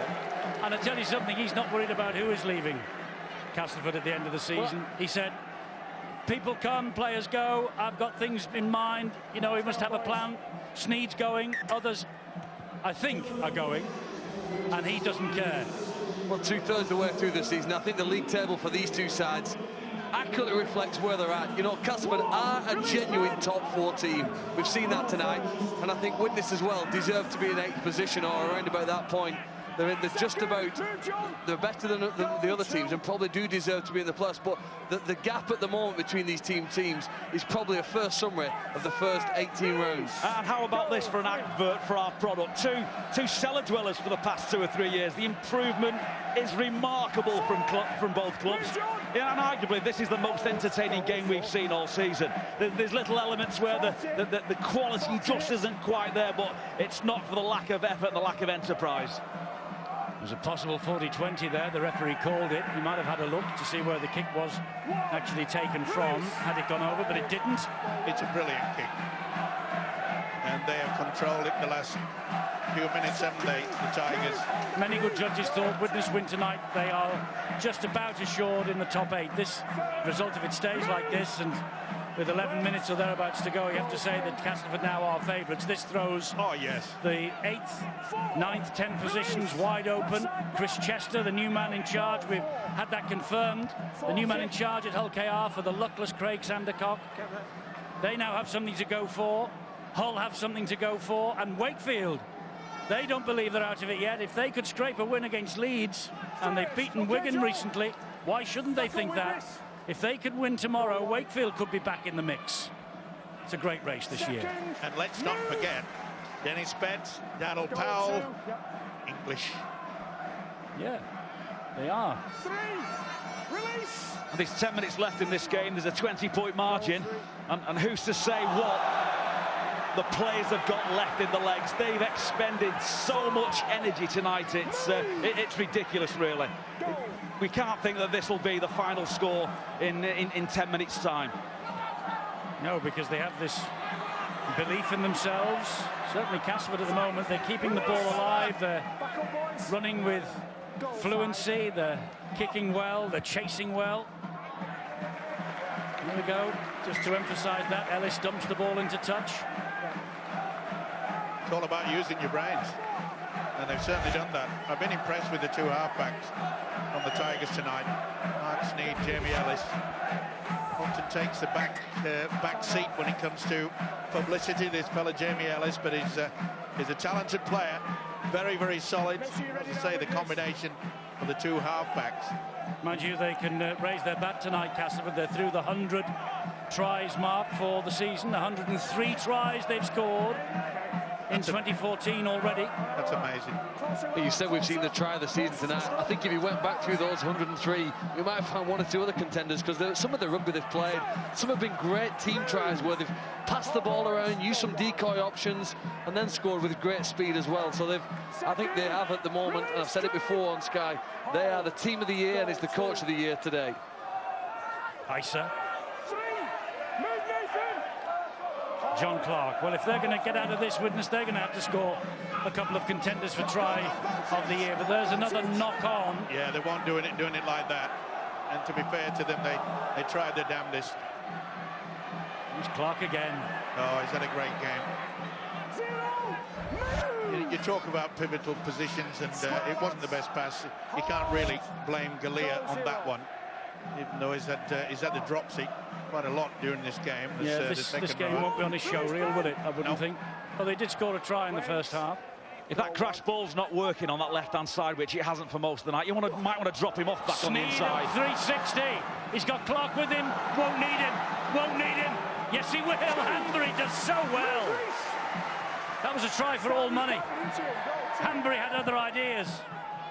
Clark slides the kick in. It was all over the shop. And well, that looked like it was a try for all money, and Kevin Brown in the end comes up. Oh, no, Van nearly went without it. He just dragged it in with the fingertips at the vital moment. And I'm sure that when we speak to Dennis Betts after this game, the Widnes coach, he'll say that you can't afford to let the opposition get raised to an 18-0 lead and then come up with so many fundamental errors. There was the tackle. It was good work from Reece Hanbury. Great work back by Hanbury. 8 minutes to go. That ball's come out. He's got to give that as a ball steal. Again, there's a suspicion that it might not have been, because it was a right schmozzle on the floor. Yeah, I think you can say that Sneed had the right arm across the ball carrying. Well, I think he's tackled the ball, and that's what's led Adam Gill, the touches, to call it as a ball steal. He's working on the ball as it's gone down, so he'll get the benefit of that. He's had a fine match, though.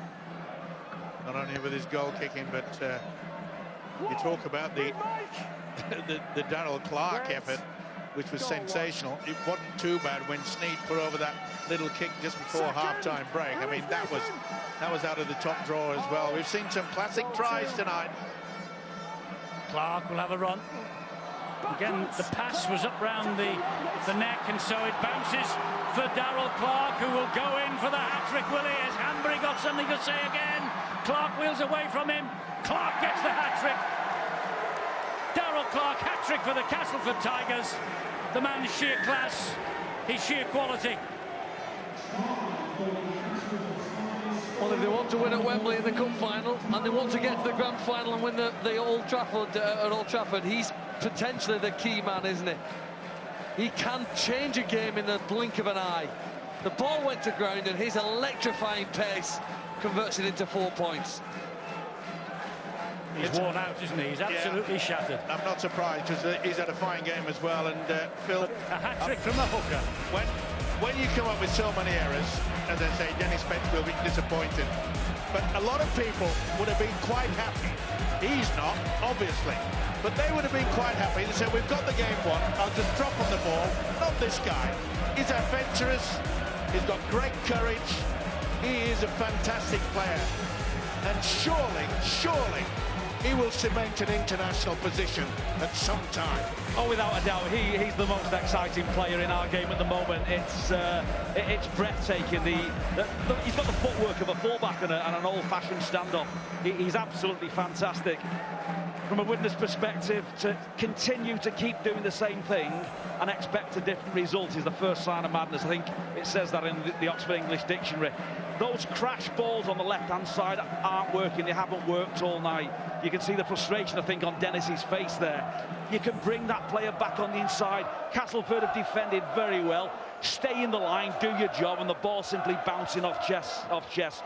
You know, there may be a big lesson for the Widnes Vikings when these two teams play again in a few weeks' time in the Challenge Cup, because you can't keep doing the same thing over and over again.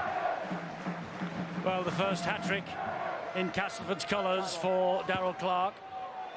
And there's that sensational kicking style again of Mark Snead. They're up to 40 points once more, the Castleford Tigers. First hat-trick for Castleford for Darrell. Let's hope it won't be the last. Yeah, the lad's shattered. The determination on his face is amazing. And he's no slouch, you know, Reece Hambury. And he's every right to have a little grin on his face. Job well done. Well, he saw his try on the screen. He was looking at the big screen. He enjoyed every minute of that, like we all have done, certainly in live time. And with 5 minutes to go, here's another telling statistic for you. 100 tries scored by Castleford this year. We have seen Widnes concede their 100th try tonight. Well, it is the fastest pitch in Super League. I know I have said that a number of times tonight, but you have to respect your opponents, and the Castleford Tigers are just as fit, just as fast as the Widnes Vikings, and so are most sides now in the modern era. You can't give anything away. And if Widnes want to keep improving, they've got to stop giving the ball away cheaply, because teams like Castleford have got players who can strike and go the full length of the field. You know, when they won here last year, Castleford 42-38 rather, it was their first win on this ground since September 2004. And they've suddenly begun to enjoy coming to Widnes. They're third in the table. And fully deserved as well. It's no fluke. They really have produced some wonderful team effort tries. I think, Phil, you mentioned the fact that they are the leader in long-term tries from way down within their own half. Here's Christine with a little consolation for the Vikings. He's having a look, he's having a talk. We're going to see a video referee decision for the first time tonight. disruption in centre field. I think they're looking to see whether somebody was actually pulled back after an offload, a defender trying to chase through. That's what Adam Gilder-Tutcher just called to the referee for.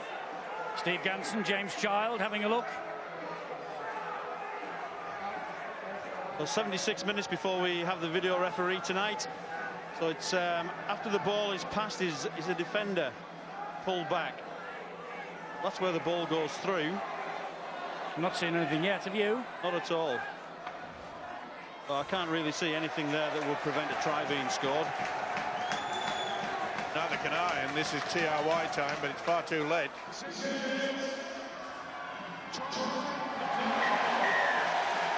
No problems in the build-up after all.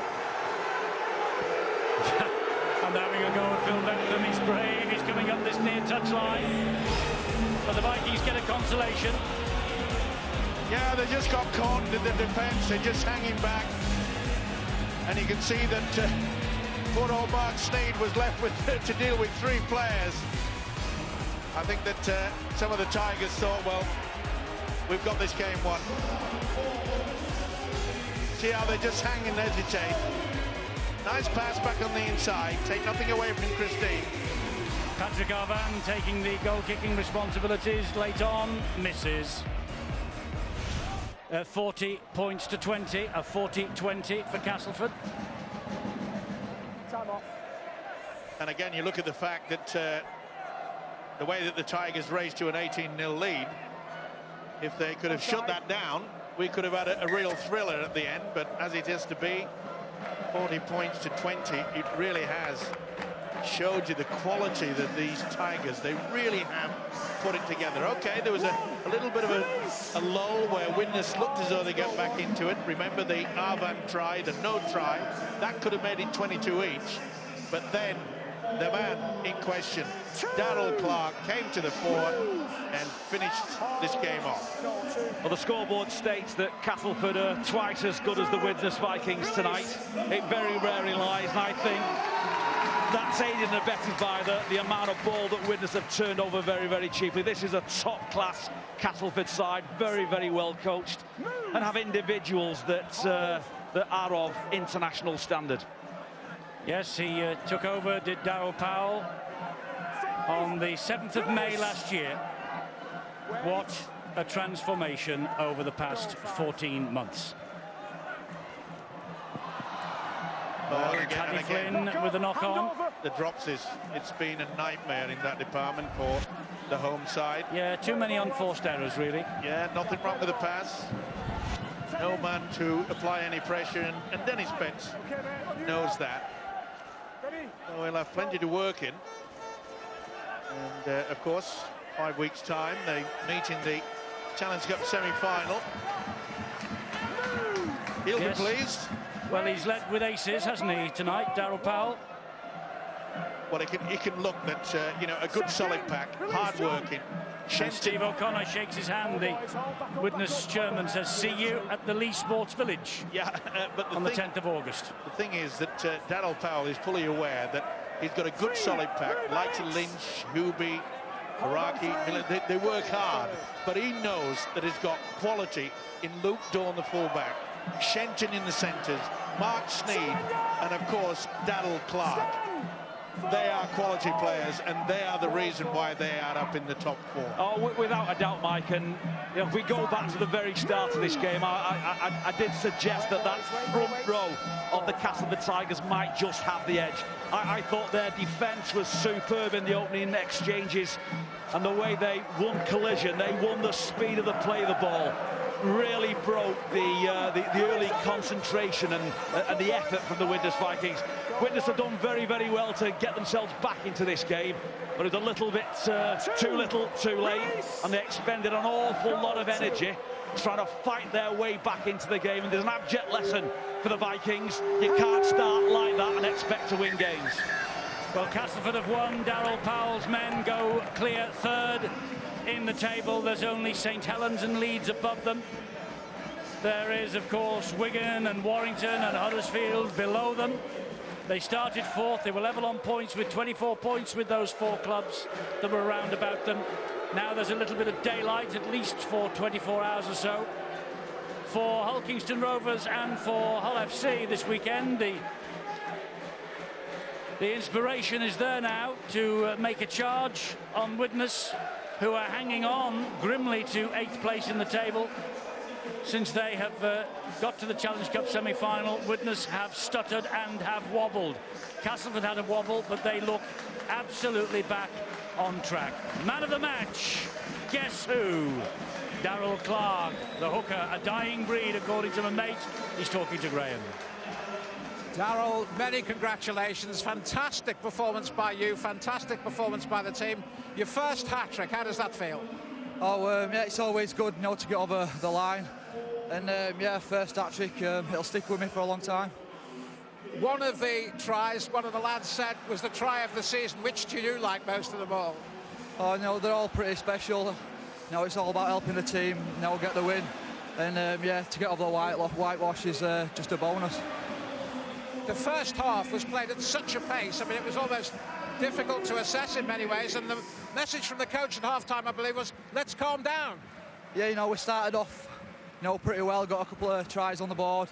You know, if it kind of just slacked off a bit for, you know, we'd run away with it and try scoring off every play, which, you know, backfired us on the bit, and it gave Widnes a bit of possession, you know, and the caught us out, you know, and bring it back. But, you know, at half-time, he just said, no, stick to what we've been doing well the first half, you know, and we'll get them in the end. What does this mean in terms of the cup game coming up? Oh, I don't think it's any reflection on the cup game, you know. It's a completely different competition. And, you know, with a place at Wembley at stake, it'll be a completely different game, you know, and I'm sure everybody will up the game for that. Darryl, well played. Thank you very much indeed. We're joined now by Dennis Betts, the losing coach. Well, Dennis, assess that for us if you can. It was frenetic at times. I can't really take away our effort. I thought we did a lot of good things tonight, but on the flip side of that, we did some bad things that they scored points off. We lost ball, they responded quickly, and we gave ourselves a lot to do. I think emotionally we just started the game a little bit too hyped, and they were clinical. They scored 3 pretty good tries at the start of the game that made it an uphill travel all the time. There must have been frustration for you. Patrick Arvan scored an absolutely wonderful try, but given offside. I've not seen it yet, so I know everybody in the crowd seems to think that it was a tough goal, but I'd have to wait and see what the decision was and whether he was offside from the play of the ball. And yeah, I can't really comment on that. The linesman sees it how he sees it. The referee comes back. That turns it into a level game, and then who knows where we go from there. And on the back of that, they sweep on a couple of our errors that we're trying to force to play. It's not great skill from us at times, but they respond the best and get the points. Dennis, thank you very much indeed. Thank you. Let's be joined now by Darryl Powell, who is the successful coach. He's just shaking hands, you can see, with Dennis Betts. Well, Darryl, you asked for a bit of calmness at half-time from your team, just the same as Dennis Betts did. Did you get it, and were you pleased with that second-half performance more than the first, perhaps? Oh, it was a bit frantic, wasn't it? You know, I think we're a little bit unrecognisable at times, but you know, we've got some players who can score some fantastic tries, and obviously Clarkey did a little bit of that to get the game away from Widnes. But I don't think we were fantastic, but you know, we're getting out of a difficult period at the moment, so obviously we're pleased with the win, but we can be better. Well, if you could do better than that, that will be a big boost, I'm sure, to Castleford supporters, because it looked like a great performance to me. Tell us about Darryl Clark, just 21 years of age, this lad. Yeah, he's a bit of a freak, isn't he? He's got so much speed, he's got an eye for an opening, and he's pretty physical as well, so the size of him, he's getting bigger and more athletic and explosive all the time, so he's an outstanding rugby league player. Great performance. Thanks for joining us, Darryl. Yes, thank you. He'll be very proud, will Darryl Powell, and nothing seems to ruffle his feathers. Nothing whatsoever. All talk about players moving on. He just puts it on the back burner, says, look, players come, players go, and I will make some decisions as and when the time comes, and new players will come in. A brilliant performance from Castleford, 40-20, twice as good as Widnes. Fellas, what do you think? Well, I must say, Eddie, when that second half started and Patrick Arvan scored, I thought that the Widnes Vikings would come back in and take this game. Of course, then there was the Arvan disallowed try on 58 minutes. 4 minutes after that, Darryl Clark John scored the second of his hat-trick. and what can only be described as an exceptional try. And it was scored a couple of minutes after his reintroduction to the field, and that's a very important point we'll come back to right at the end of this. But for the time being, let's let this this clip speak for itself. Two things I want to pick out of this. It came on the back of, as Paul Cullen said in commentary, one of the most dominant defensive sets from Widnes. I mean, that shot on Craig Hubie was magnificent. Nathan Massey does a little better here, and he's able to get a half-decent play the ball. It's not a quick play the ball, but he's able to get to his elbows and knees and maintain some kind of control. Now, from that, I would say, by this point, and it's worth coming back here, the 9 steps that he takes from dummy half to getting through the line, he's at full pace. You sometimes forget this guy's a hooker, not an outside back. back. That's it. I've got it written down here. He's got the pace of a three-quarter, and we talked about speed endurance before the game with regard to Luke Dawn. That guy's got it in abundance, and his hat-trick try was another example of that. And I guess what he can do and Luke Dorn can do, they can spark a win, but when perhaps the other side are getting on top, and that's what he did tonight. Well, this is what I come back to the way that they use him in a game. It's very smart use of substitutions. He'll play the first 25, 30 minutes, then they'll actually spell him leading into half-time and a spell after half-time as well. So Daryl Powell and Danny Orr and the rest of the coaching team need to take some credit for that, and that means that the time he's on the field is really fresh and he can do things like that. Well, if we had a man of steel standings instead of guesswork, I'm sure that Darrell Clarke would be near the very top, Eddie. Back to you. Yeah, it would be a fantastic performance from Darrell, fantastic performance from Darrell's team, the Castleford Tigers. There they are, third in the table, 2 points clear of Wigan and Warrington and Huddersfield. They, of course, have to play over this weekend. Only Saints and Leeds above them. Widnes, well, it's an opportunity for Hull Kingston Rovers and Hull FC and indeed Wakefield to get themselves into the top 8 situation. And just talking about the teams chasing Widnes at the back end of the top 8. Hull Kingston Rovers, if you have missed the news earlier, have sacked their coach Craig Sandercock tonight. A statement from the club reads that they had decided not to renew Craig's contract for 2015, so he has left the club today and Chris Chester has been placed in charge till the end of the season. That's maybe something we can talk about on Backchat and warm up tomorrow and indeed on Boots and All next Wednesday. Now let's concentrate on this game. Castleford, outstanding. What a season. There's a sign in the dressing room you may have caught when we saw a shot of that which said, "Together we are limitless." And I think they're evidence that this is a team sport. They might not have as a group of players the best individual players, but they've pulled together and under Daryl Powell do look to be the best team.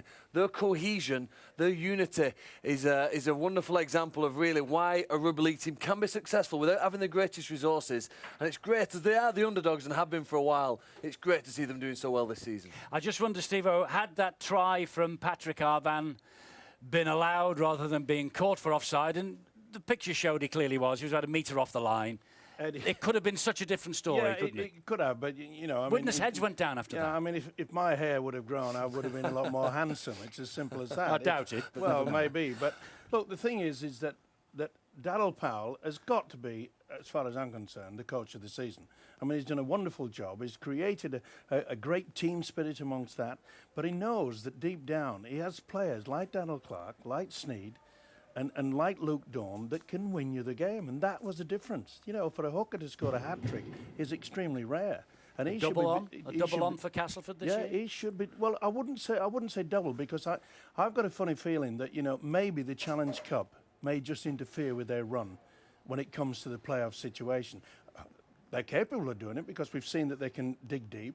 But any side that runs to an 18-0 lead, you just say to yourself, well, you've got to have full control. And they never let it slip, really. It could have changed if Arvan's try would have been gone, but who knows? Yes, ifs, ands, buts and maybes, and I'm sure there'll be plenty of those tomorrow, because our next appointment with you is the Friday night Super League match.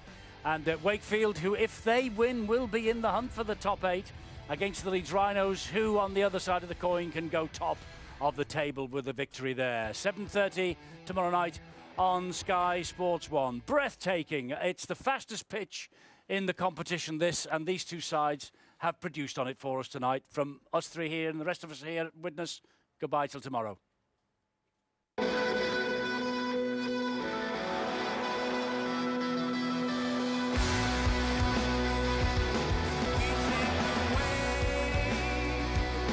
And he gets the ball away to Dawn, and first blood to the Castleford Tigers. And here is Oliver Holmes. What a start for the and West Yorkshire.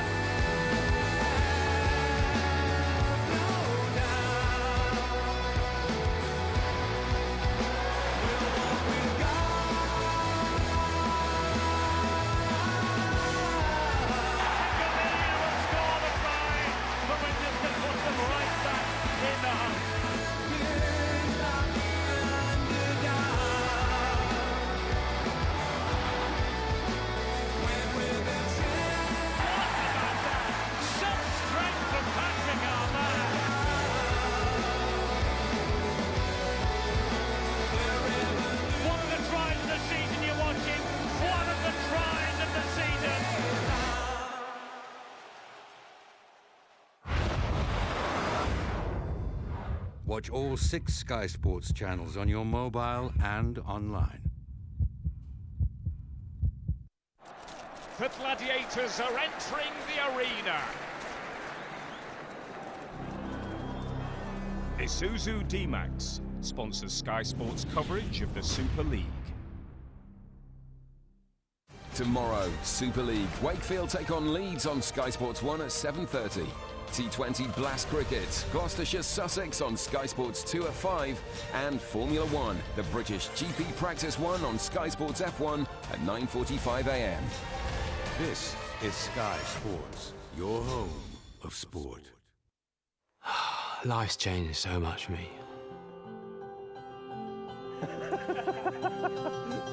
We're seeing lots more people on bikes, especially women. The first British winner of the Tour de France. Just one of the highlights of my life. I've done more this last year of my life than I've done in the last decade at least. Cycling did this to me. For more on Sky's journey with British cycling, go to sky.com/cycling. Sky. Believe in better. Ready to play a different poker experience and get £12 free, no deposit needed. 888 Poker. We play different. Buckle up for an intense and powerful ride. I'm not hijacking this plane. I'm trying to save it. Liam Neeson, non-stop. Buy it now.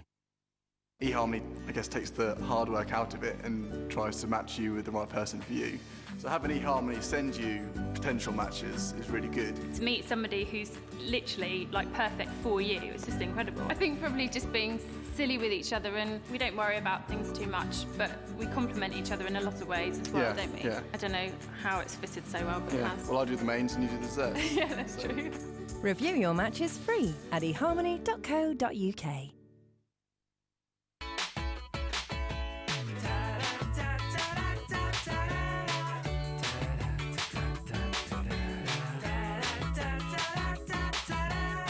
$1 million holiday home listings, one way to book yours. HomeAway.co.uk. HomeAway, the world's #1 choice for holiday homes. There you go, sir. Big time.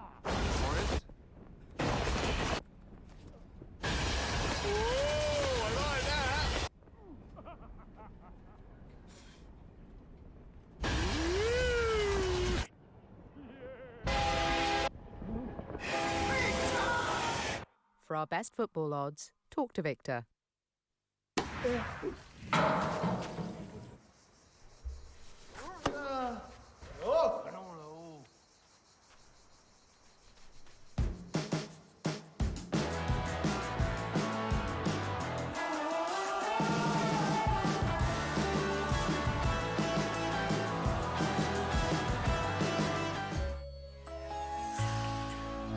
New 208 style at your dealer for a limited time only. There'll be plenty going through their minds. They know what they have to do. And the star lineup is nothing but